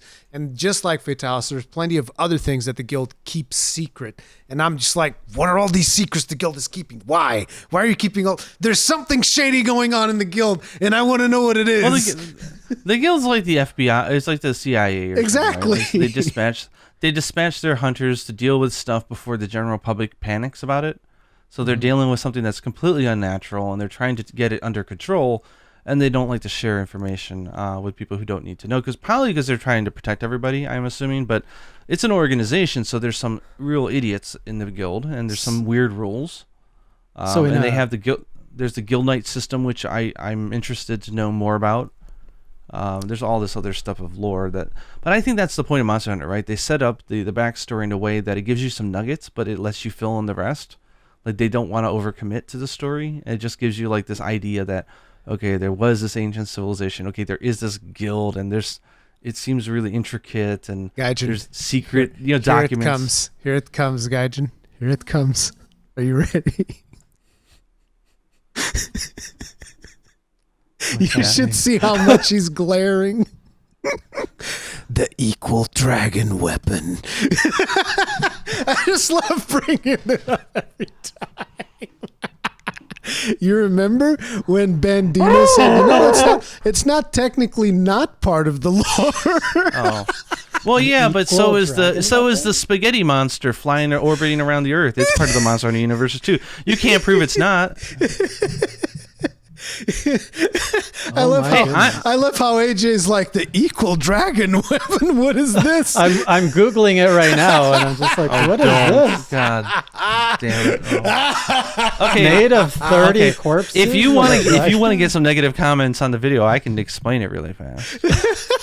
I just want to drop like the whole. I love the idea of like a mature Monster Hunter where there is the guild that to protect the village. Maybe like a hunter was too strong. And so that's why like they send off hunters to like get killed.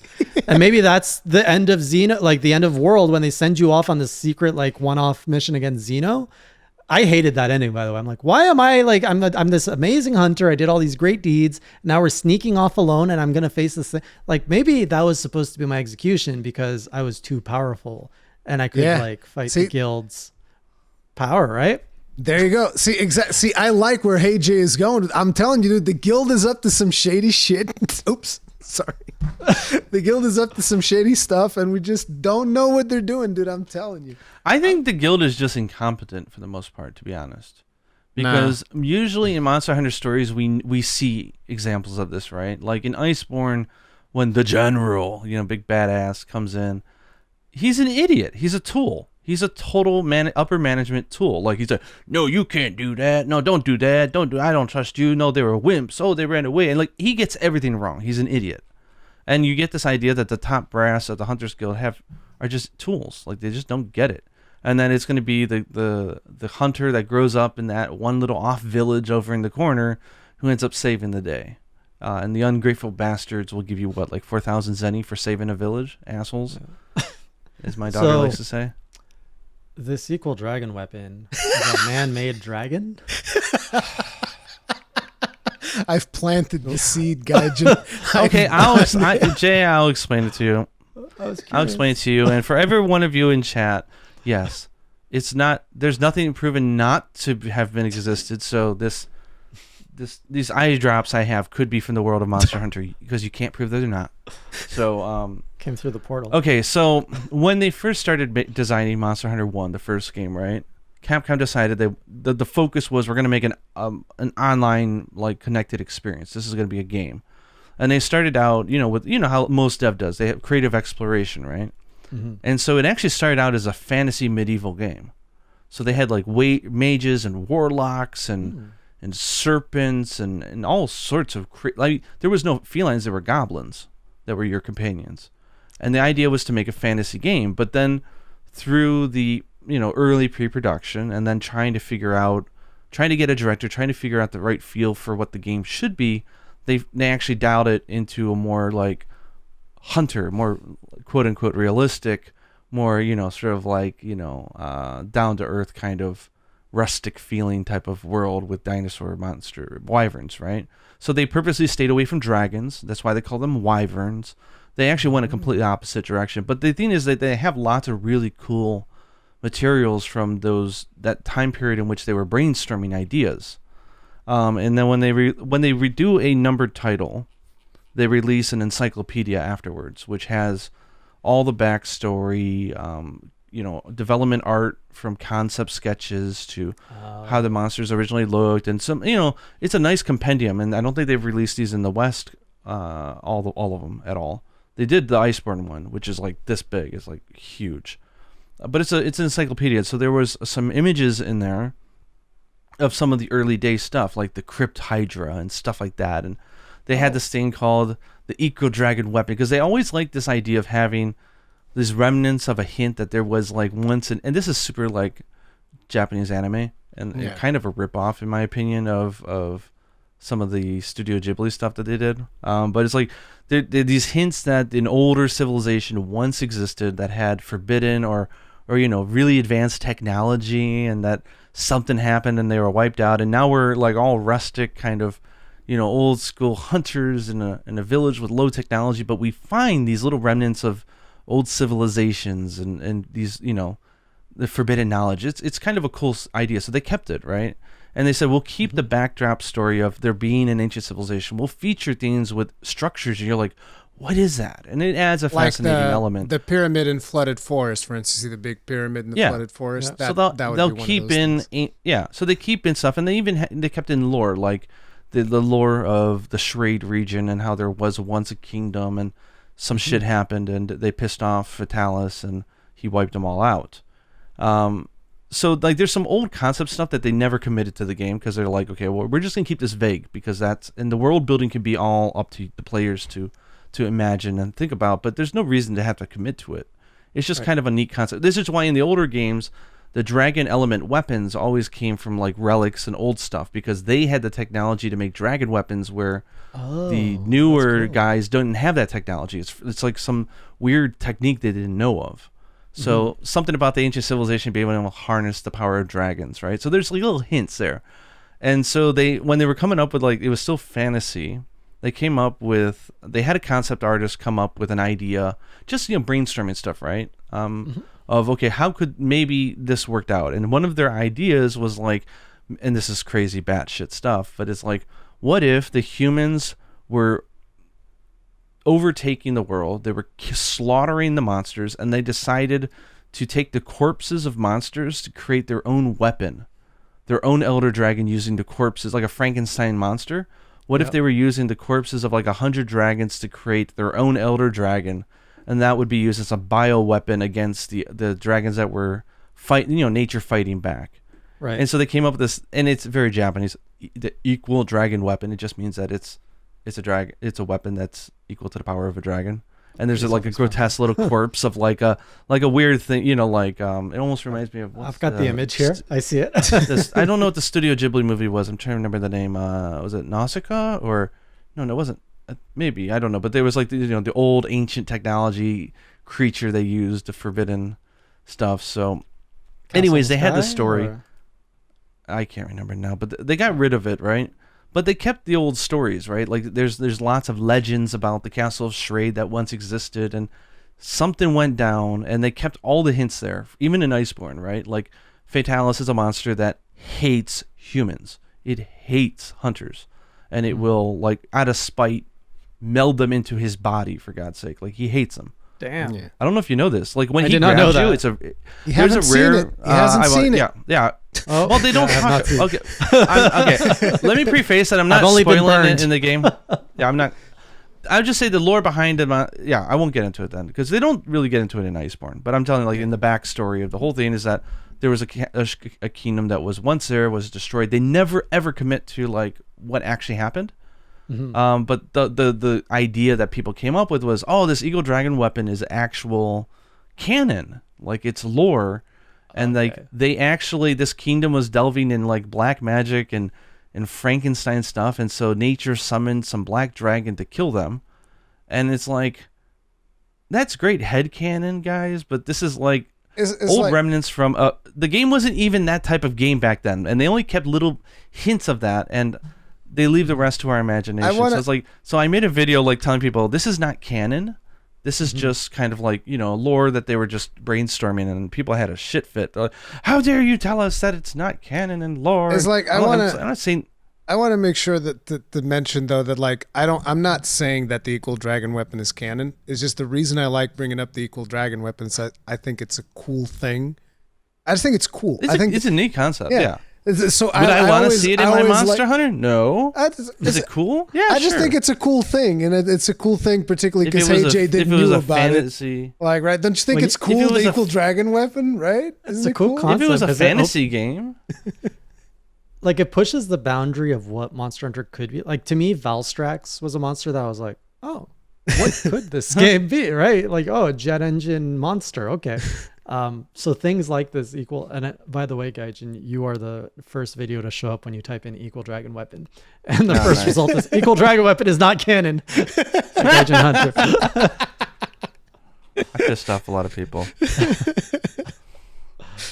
But anyway, followed by a bunch of videos of equal dragon weapon versus Fatalis. Which is probably months. Yeah. I mean, I don't know how you got a preview of Fatalis, so you saw the opening cutscene. I saw the opening cutscene where he like comes through the castle gates or something. So I haven't spoiled anything. You got the premise already that they're going to Castle Schrade and something went on, and that's basically what it is. And I won't talk about what resolve they get during that fight or afterwards. Like that's for you to find. But they just arrived and they're like, oh yeah, we can use the Dragonator. Wait, somebody like barricaded the Dragonator. What's going on? And then he shows up. Yeah, and the guy's like, "No, you guys are idiots." And then your commander's like, "Nope, they got it." And then shit! It's like, don't worry about this entire like squad we brought. Leave it to these two dudes. It's like, come on. Yeah, and they're like, it's even funnier when you watch that cutscene when you have like really like the Wiggler helmet or something like really. Oh my goodness! Yeah. Don't worry, leave it He's to got it. He's got. And then they all run up the camp and run away, and you're like wusses, and they're just watching as you get killed. Yeah. And then, oh my God, I'm like, what about like, the thanks, plan? The guild really helps out, Right. We came with a plan and everybody just abandoned it. I like that you do have at least one guy that stands back and like actually like shoots Fatalis. I was like, that was a nice touch. I'm like, oh, he's actually like, he's not actually doing anything, but like it's adding to the experience that he's taking shots at Fatalis. I am curious if that's actual damage. Like if you just ran around and did nothing, would it eventually kill it? No, because wouldn't you run out of time? There's time. Yeah, because does he do enough damage or no? I doubt he does any damage. Doubt it. It's probably all cinematic. Yeah. Smokes and mirrors. But yeah, it's cool. It's different. You don't see that stuff in Monster Hunter, so it's like that's kind of cool, Yeah. Character come to life. But I can't wait for it. But it's good to know that Netflix is crazy because that means I'll have to be very careful if I make a video sharing my thoughts about the film. Yeah, when it comes out because I don't know. I don't know. I tried using like still images and little still images for even the movie, and it immediately flagged all over the place. Wow, still images you got flagged? I think the still images still got flagged, but the video for sure. And then I tried still and something else got flagged. And then I'm like, what, screw it. So I think I just made I think I took weird, crappy screenshots and just talked. At this point, you may as well just make it a podcast. I mean, you don't want to risk it. Yeah. It's just sit behind. But it's like it's 58 minutes, so it's like, what's the point of sitting there talking about 30 minutes when you could just watch half the film anyways? I guess it's for the people who don't have Netflix who are curious. Is it worth subscribing for a month to go watch or no? Yeah. But I'd be excited. That's in like 2 weeks, 3 weeks, 4 weeks. Yeah, it's very close. Yeah, it is very. I love these types of drops. I love when something's announced and it's like, you can have it within a month. It's like, it's great. I was gonna say because it's gonna take you a while to get through stories, and they're gonna start doing post-game content in just a few weeks. They're adding in Call of Tarath. They've already added the Palamutes. Yeah. So but that's not post-game. The Palamutes aren't post-game content. You can get that. Well, it was a week. It was a week after. No. What I mean is you don't have to have beaten the story in order to play the content. Yeah. But they said that all the DLC afterwards is going to be post-story, so you will have to have beaten the main story. Well, it kind of works to my content style. Like, my brand and my content is not about come and see Being my first. review. It's more about you've played it, come and see me play it now, because it's more about nice. my experience there. So I never feel too rushed. I don't know if that's a That's good. long-term play or not. We'll see. But if my content play is right, like my sweet spot is always being maybe like a couple months or a year behind the audience. Yeah. What also means that all the content is there. Then you can binge it, so to say, all in Yeah. one sitting. Yeah. Well, like Rise right now is a special case because I've caught up. And Yeah. now it's like when new content drops, I'll be dropping in with everybody else. So it'll be interesting to see how that goes. Mm. Once I finish all those challenge quests, of course. So when are you starting your Dark Souls challenge? By the way, I'm kind of curious. Next Tuesday. So on Oh, July wow. 27th. So Dark Souls is Tuesday and Tuesday, Monster Hunter is guys. on Thursdays. He delayed it to come on the podcast. It was He gonna supposed to be this- It tonight. was supposed to be Really? Yeah. Wow, it's your fault, Rurikhan. It is I my lo- fault because listen, here's the thing, Gaijin, because like there's probably not going to be a Third Fleet podcast next week because this Thursday my wife is kidnapping me and I'm going away for a while. Sounds kinky. So I weighed all of that and I was like, Dark Yeah. Souls can wait. I need to talk to these two fine gentlemen. Because Yeah, like we've been wanting to get you on for a long time, but Yeah. I'm kind of like I was so paranoid. I'm like, oh my god, I hope like we don't want to suffocate him because he's fallen in love with the franchise and he's getting through it. I'm like, yeah, we wanted Well, to a lot let you experience it like at your own pace so that we could talk Yeah. about stuff and like, oh, let's talk about Alatreon, let's talk about this fight and that fight. And so we were following your progress. It's like, okay, so he's at this monster. Okay, let's wait a little bit longer. Watching that. It was a nice, like even my community was like, when are you going to be on Third Fleet? I'm like, don't ask me. It's not my podcast. But, you guys were vocal of saying, yeah, we'll invite him, but we want him to get to a certain point. So, as much as I want to kill Alatreon and all that, I have to say one of my incentives is like, I need to get through this dragon so I can get, honestly, I thought you guys would only invite me after Fatalis. I'm like, I got to get through these two dragons so I can go get my spot on that Third Fleet podcast. It was a very nice carrot to chase. So I was pleasantly surprised when you guys sent the invite after Alatreon. And it works fine. Like I'm actually because Fatalis I think is going to take me so much time. I'm actually breaking my journals. So like I dub my world playthrough as like season 1, my Iceborne playthrough as season 2, my Rise playthrough as season 3. I'm actually dubbing like from this point on because Alatreon was such a like climactic finale. Yeah. I'm actually at the next chunk of journals for Monster Hunter. I'm calling it the Fatalis arc.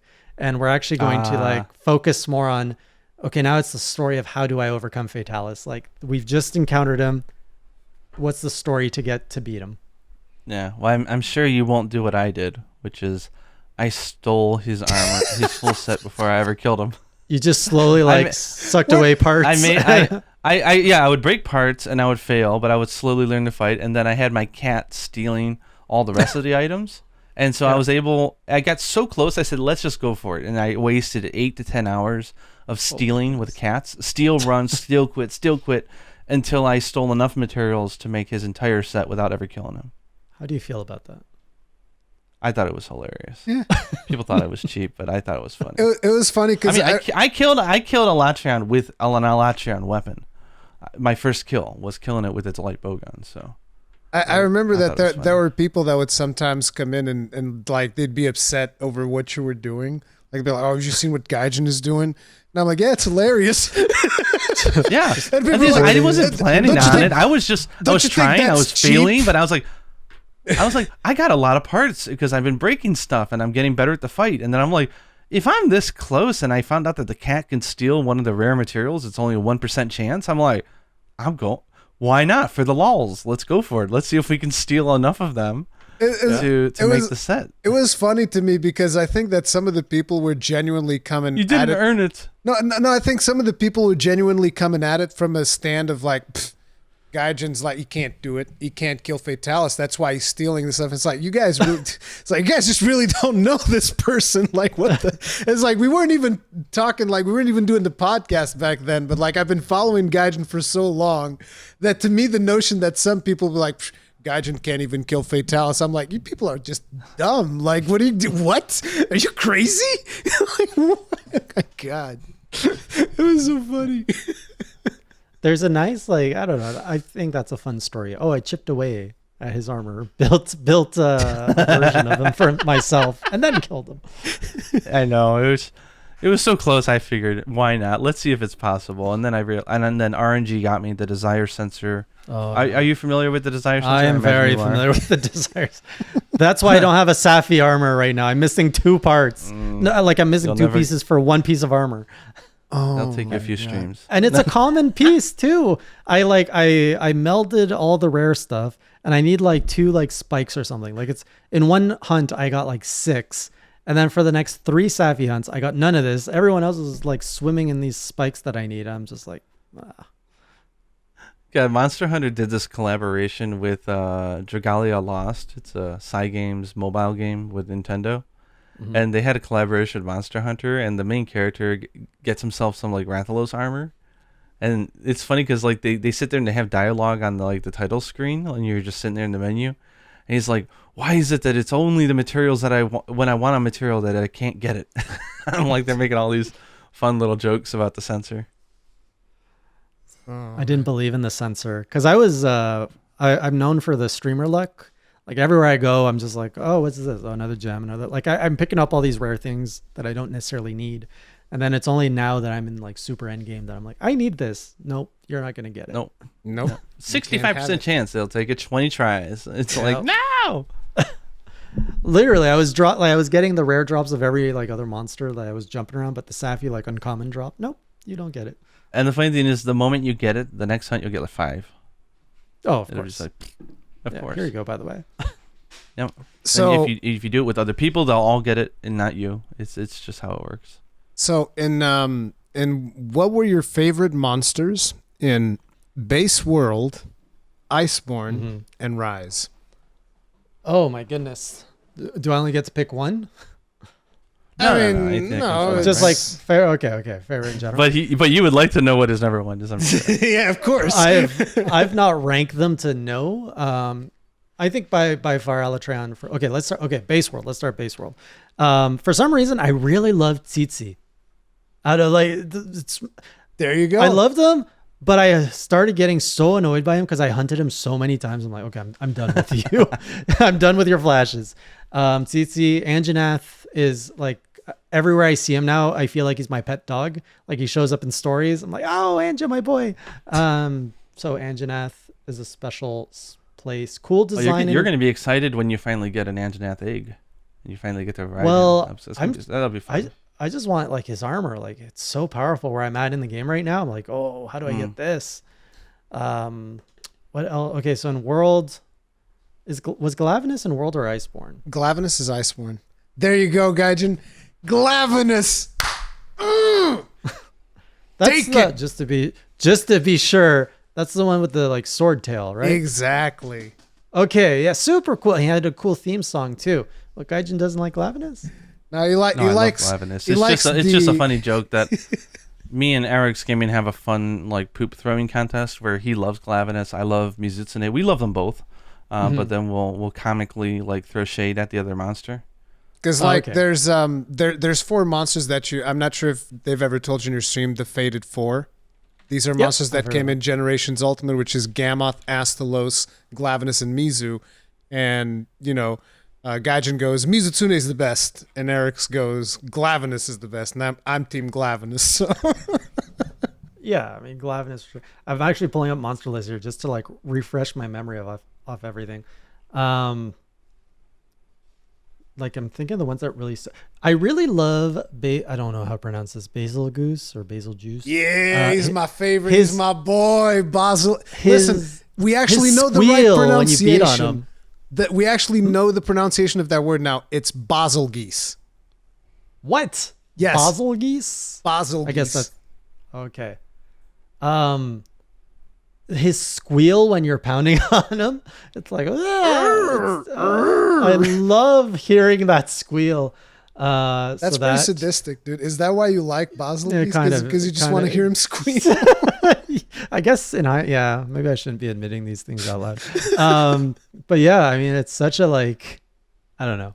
It fills me with hunter power. And then in Iceborne, definitely Alatreon. I mean, such a good fight. Yeah. The fact that it's so you have to be so tight with all the mechanics just feels really good. What's another in Iceborne that really stood out to me that I'm thinking of? I mean, I think I have a soft spot for Zinogre too. Just his theme song has been etched in my brain. You and I think everybody else in the Monster Hunter franchise has a soft spot for Zinogre. Zinogre is one of the favorites of most people.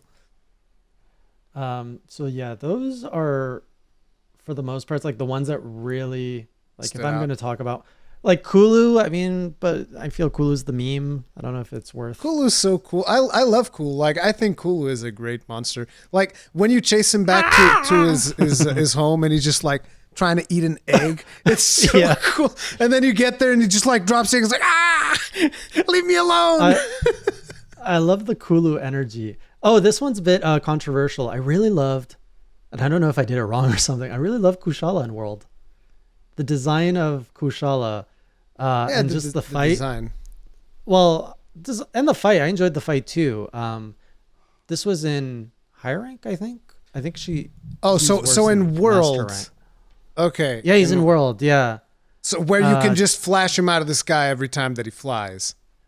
Yeah. I didn't fight him that many times, but I remember the first time, he was the first that looked like a dragon, right? Yeah. And I just remember the skin was all shining and shimmering. Do you know the lore of Kushala Daora?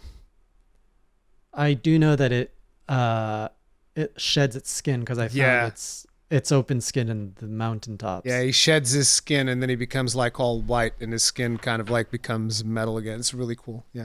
In the older games, you would have different versions of Kushala. There was regular Kushala, then rusted Kushala, which is when he's about to molt. Oh, and then I think that's cool. Was there a white version of Kushala as well? There was, right? One where he doesn't know? Okay, so there's just regular Kushala and rusted. I'm sorry, yeah.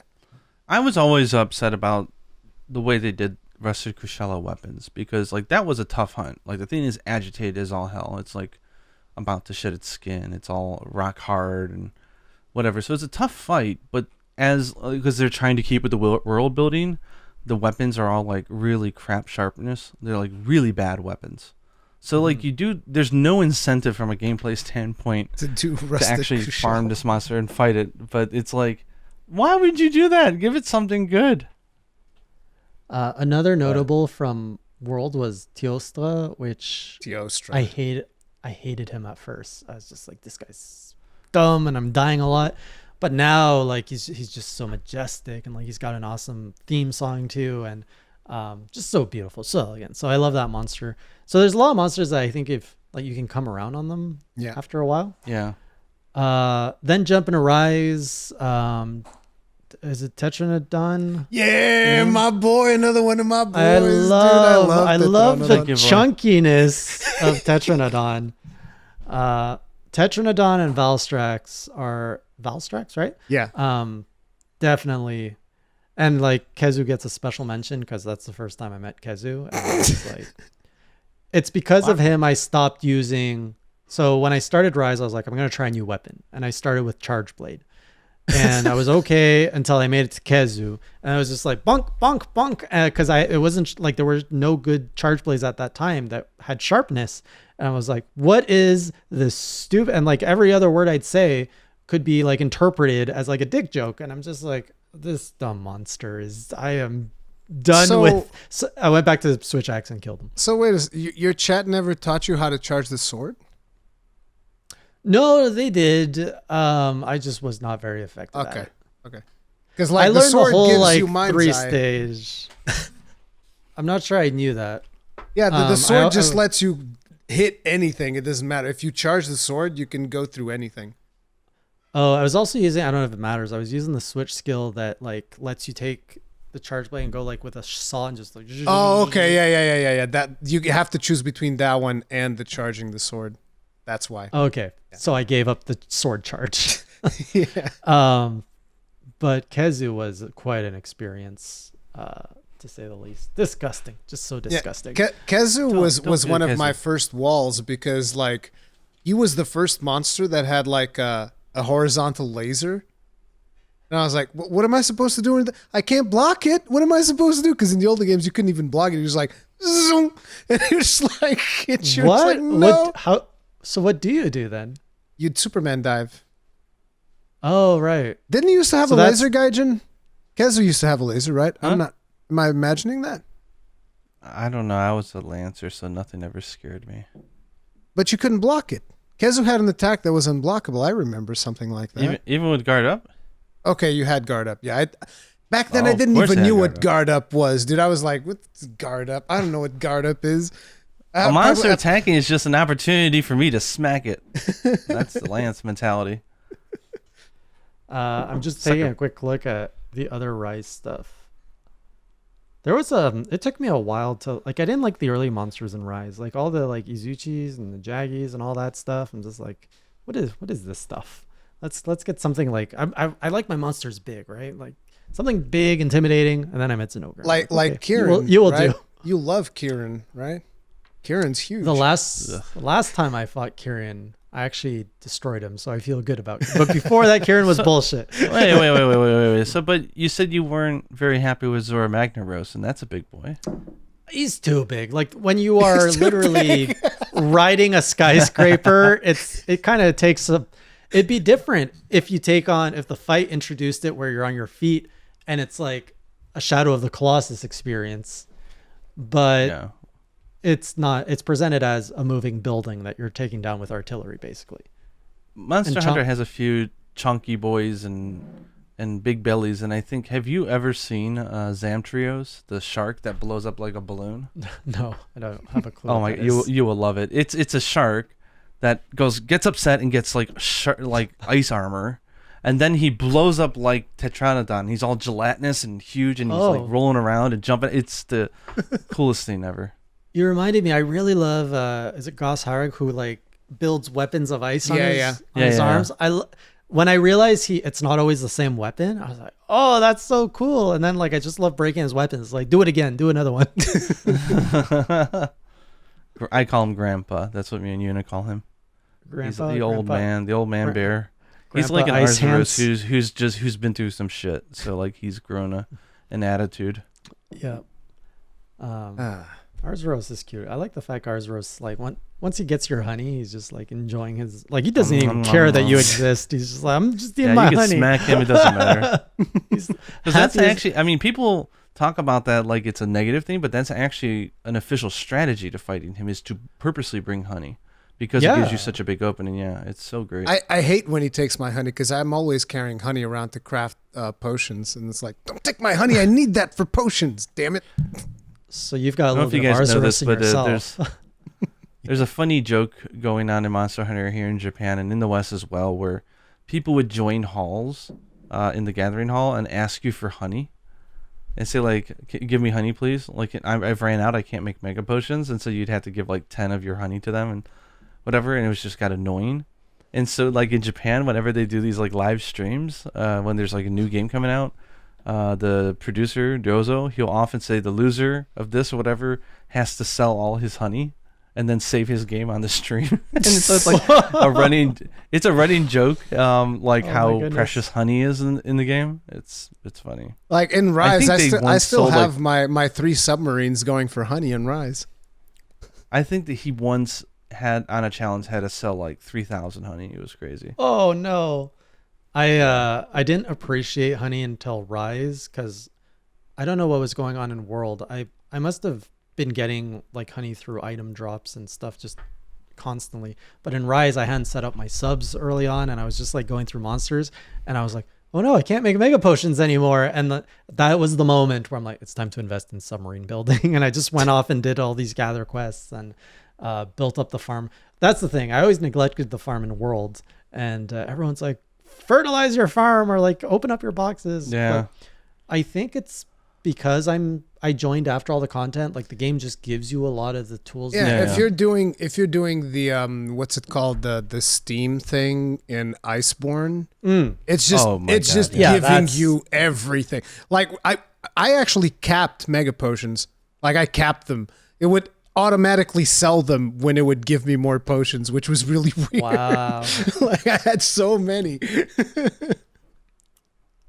That's a fun system though, the Steam Works. Yeah. I like these like little quirky things in the universe of Monster Hunter. Yeah. Quirky So I gotta is ask, who's better. your favorite villager of Kamada? Do you have a favorite villager? That's in Rise, right? Like I'm bad with names. Yeah. The Rise Village? Yeah. I mean, it has to be, again, I wouldn't know them by name, but it has to be the Bunny Dango girl. Yomogi. Yomogi, okay. Yeah. I mean, she's adorable. She's not annoying. She's helpful. She's got the right spirit. Fugen is probably like second, but I'm just like, why aren't you doing anything? You played Rise in Japanese though, right? Japanese voice Monster or no? Hunter Monster Hunter language. Okay. Because in Japanese, That feels so weird for us. if you put like the Yomogi as a mounted thing, as a summon in the rampage, she just goes ah, da, da, da, da, da, da, da, da. She starts screaming. She actually She's screams really as funny. she shoots him. Da, da, da, da, da, da, da, da, da. It's really funny. I think she does that in Monster Hunter potentially with languages? the Monster Hunter language. Yeah. Yeah. Sounds familiar. I love how they added all that weird lore behind her. I don't know if you guys are aware of all the lore. You are, I'm sure, Ruri. I know Or about the Jay, kid. There's a kid who has a crush on, I think, like, Komitsu, the girl who sells candy apples. Yeah. yes, her. I know about that Yeah, little so- like village secret. Yeah, so I can tell you about Yomogi if you're interested to hear. Yeah, sure, of course. So Yomogi, you know how you have your cat informant in your room? Yep. Who will tell you things at certain points. There's a lot of dialogue we all missed because it's hard to tell all the points in which you. I wish they would have had it like you unlock the messages like 1 through whatever 20, and then you Yeah, can see which because ones I you're didn't know missing. until quite far in. I was like, oh, there's a cat there. Yeah. But they mentioned how she wasn't actually born in Kimura. She was brought as a young like child, baby, I don't know, by a mysterious Wyverian who brought her to the village. And Fugen, Minoto, and Hinoa know her origins, but they won't tell anybody. They keep it secret, and even she doesn't know that she didn't come from the village. Interesting. And so they hint at her having some connection with some other country or something to do with royalty or whatever. So there's almost hints that she might come from Randin's country, because Randin comes from a more Western sort of land with a queen and military and kind of like more Western stuff. And Randin's backstory is that she's there to try to poach Hammond and get him to come to her country so he can make weapons for them because he's so awesome. But there's this, they had some fun developer tweets, which it was not in the game, but they said that, what did they say about her? It was really funny. I love these Try not to- layers to the lore. Like I haven't, I figure I always get into that stuff a lot more like after I've been in the game. And it's like, okay, I want more. So you start digging, right? Well, that's a fun one. And then the other one they just tweeted about the other day was about Komitsu, the girl who sells candy apples. They had a tweet saying that she apparently joined in on one of Utsushi's lessons to some of his apprentice hunters. And they found out that she's actually got like a natural talent for hunting, and she can wield a hammer really good. Oh, a hammerman. So I'm really hoping that they add like a candy apple, so we could smack people with it. That would be nice. Yes. I think I don't know. I wasn't so lucky with the novelty weapon with the switch axe because it was like an origami. Yeah, the origami. Okay. It's so hard to tell. I'm which like, mode am you're I in in. axe mode or sword mode? I don't know. And at this time, it was early on in the game, so I was still trying to get used to like combos and switching, and I was confused half the time. Oh, So yeah. once I upgraded, I'm like, I'm not going back to that thing. Looked cool with my whole like pink samurai outfit, but very confusing. I dubbed myself the Strawberry Samurai through that journey. Strawberry Samurai. It was a good look. Oh man, good stuff. so- So, listen, guys, it's 3:30 in the morning. I'd love to keep it going, but pretty soon I'm not sure that this is even going to fit in the audio version of the podcast because we've been recording for 3 hours. How And much do you trim this down to?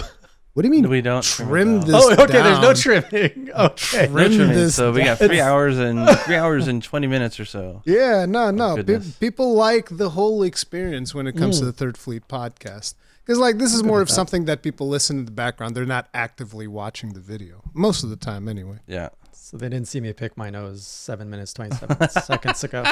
They're definitely going to look at it now. But anyway, guys, as per usual, there will be like links to all of Hey Jay's stuff in the description below. Make sure to follow him on all this stuff. He streams on Twitch. There'll be links to that. He has the journals on YouTube. What is the next thing that you're working on? It's going to be Dark Souls, right? Next Tuesday? Or Yeah. Next Tuesday, July 27th, is the Dark Souls journey that starts. Journals will start there. I'm continuing my journey against Fatalis on Thursdays. And Monster Hunter Stories 2 is Saturday mornings, 8 a.m. Eastern Time. It's a very chill stream with some coffee and good vibes. I can tell you Nice. right now that you're probably going to get a lot of people that will want to watch Dark Souls because people love watching, someone People new play Dark Souls. going New through players. new players going through Dark Souls. Something that people love watching. I guarantee it. It's so good. I look, when I started, not to like extend this, but when I did my first Monster Hunter stream on Twitch, I was averaging about 10 viewers before the whole Monster Hunter thing. Yeah. And after we saw that the videos were getting a lot of attention, some of my community members are like, "Oh, you're probably gonna get like 1,000 people tonight." I was like, "No, it's gonna be like 100 viewers max."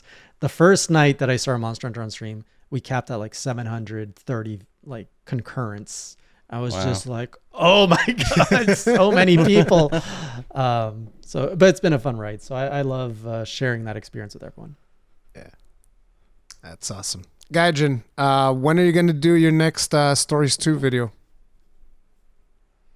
See, that's the hard thing because one, I've been struggling with time, to be quite honest. You and me both. And now my daughter just started summer break yesterday, which means that she's home for the next 6 weeks, home all day, sitting in the other room while I'm here remote working, which is not a fun situation for a child. Yeah. So I just bought her an iMac yesterday, her first computer. So she likes to draw, and I share those drawings on Twitter a lot. So she's now middle school, so it's about time that she has her own computer and learns how to use keyboards well and stuff like that. So, and that'll keep her hopefully busy through summer break. She wants to try to mess around with some like drawing software and Give her the Adobe suite. stuff like that. Now I think she's looking at this thing called Spine. It's a way to rig like 2D art so you can make like live 2D stuff, Oh yeah. animate it. So, she's still asleep actually. It's hilarious. But yes, I'm going to be really busy obviously because like I'm not used to having to make lunch every day because they have meals at school. So it's going to mean I'm going to be even more busy.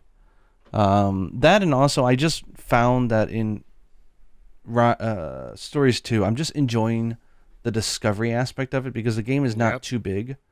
It's not too What do you mean it's not too massive. big? It's huge. No, it's not massive enough that like, okay, if I didn't find a guide, I would have lost 10 hours of screwing around and it would have been wasted. Like, I never feel that. And there's always fun discoveries along the way if you go the wrong places. So like, and there's enough guides out there already. I don't want to do like, okay, here's where you do to do that. Like, other than it becomes like a cheat sheet. Like, you're just going through the steps. And I'm not interested in that. But there are some mechanics and videos and stuff that I want to do. Like, I don't think everybody truly understands the dual attack system and why it triggers sometimes and why it doesn't and stuff like that. So trying to break that down into consumable ways is something I plan to do hopefully soon. So another question. That and I have to show off my monster. I finished Yuna the other day. She's finally finished. It took I was about to ask 25 eggs. It took 25 eggs. Is your team ready for I got PvP? her. She's done. Yuna's ready, but I don't have any other monsters ready. Well, Yuna is ready. Yuna is my white. Just so you know, Jay. Yuna is my white Diablos. Monoblos. White Monoblos. Sorry, Monoblos. I don't know what that is. And it's fully like, maxed out. You see how Diablos got has two insta-kills. horns? So it has just Monoblos one only guy. has one. Yeah, and this thing So- is more aggressive, fast, and violent, and it Oh. personifies my daughter perfectly because she's running around screaming. She can one-hit kill me, and so yeah, I called her Monoblos, and she's perfect. So It's I'm more gonna start working on aggressive. my second one so I can do some PvP because I need to beat you up. It's more aggressive and violent because it needs to compensate for the fact that it doesn't have 2 horns. It's like, it's only have 1 horn. So like, I'm mad. I want another one. No, but I was gonna ask. Hopefully soon, but I'm still eating up the game. No, It's listen. just too fun. My team is also not ready for PvP, but Yeah, because I'm it's gonna going take a while. away, I'm going away for a while. Fight me tomorrow. Let's fight. Well, tomorrow for me, it's going to be like tonight for you. Tomorrow, fight me. That could be fun. Yeah, we'll record it. If timing works out. I'll fight you at Christmas when I make it to the end of the game. You can actually you can fight me now if no actually No, you I can't even play. Yeah, No, you because got to get can't- to bed you right gotta- now. No, what I mean is you just need to unlock multiplayer because you can actually fight early. I mean, you'll get Oh, okay. trounced, but Yeah, I haven't even unlocked multiplayer, so but yeah. Well, hey Jay, thank you for coming on. I'm a huge fan of your content. I'm happy I found you thanks to Monster Hunter, but I do enjoy your other stuff as well. So I'm very excited to see your other journeys as well. And hopefully everyone else will discover you too. Yeah. I have to say, really, thank you both, for the opportunity and also for the visibility that you helped bring to like my first video of hating Monster Hunter. Honestly, like we wouldn't be here if it wasn't for your support initially. A lot of the community leaders having shared that video and talked about it, and then also helping me along the way. Whether it's commenting on the videos on Twitter, or like dropping in to stream to give me some tips, or even making the content you guys do. Like sometimes I look at videos to understand how to do like your math video, Gaijin, for Alatreon became very useful. So honestly, like a lot of the success I've experienced and a lot of the experiences, especially what I have experienced this past like 6 months, is a lot thanks to all of you, the community leaders, the community as a whole. And I'm just really thankful that like I discovered all you guys, and you guys have been so supportive. So thank you. Thank you, and good luck on the upcoming Fatalis journey. This is going to be a fun one. It's a whole other level. You're gonna love it. But anyway, guys, that is gonna be it for this episode of Third Fleet Podcast. If you guys enjoyed it, hit up with a like. If you did not enjoy it, hit up with a dislike. We'll see you guys in the next one. Stay strong, stay safe. Keep it classy. You took my line. Keep it classy, everyone.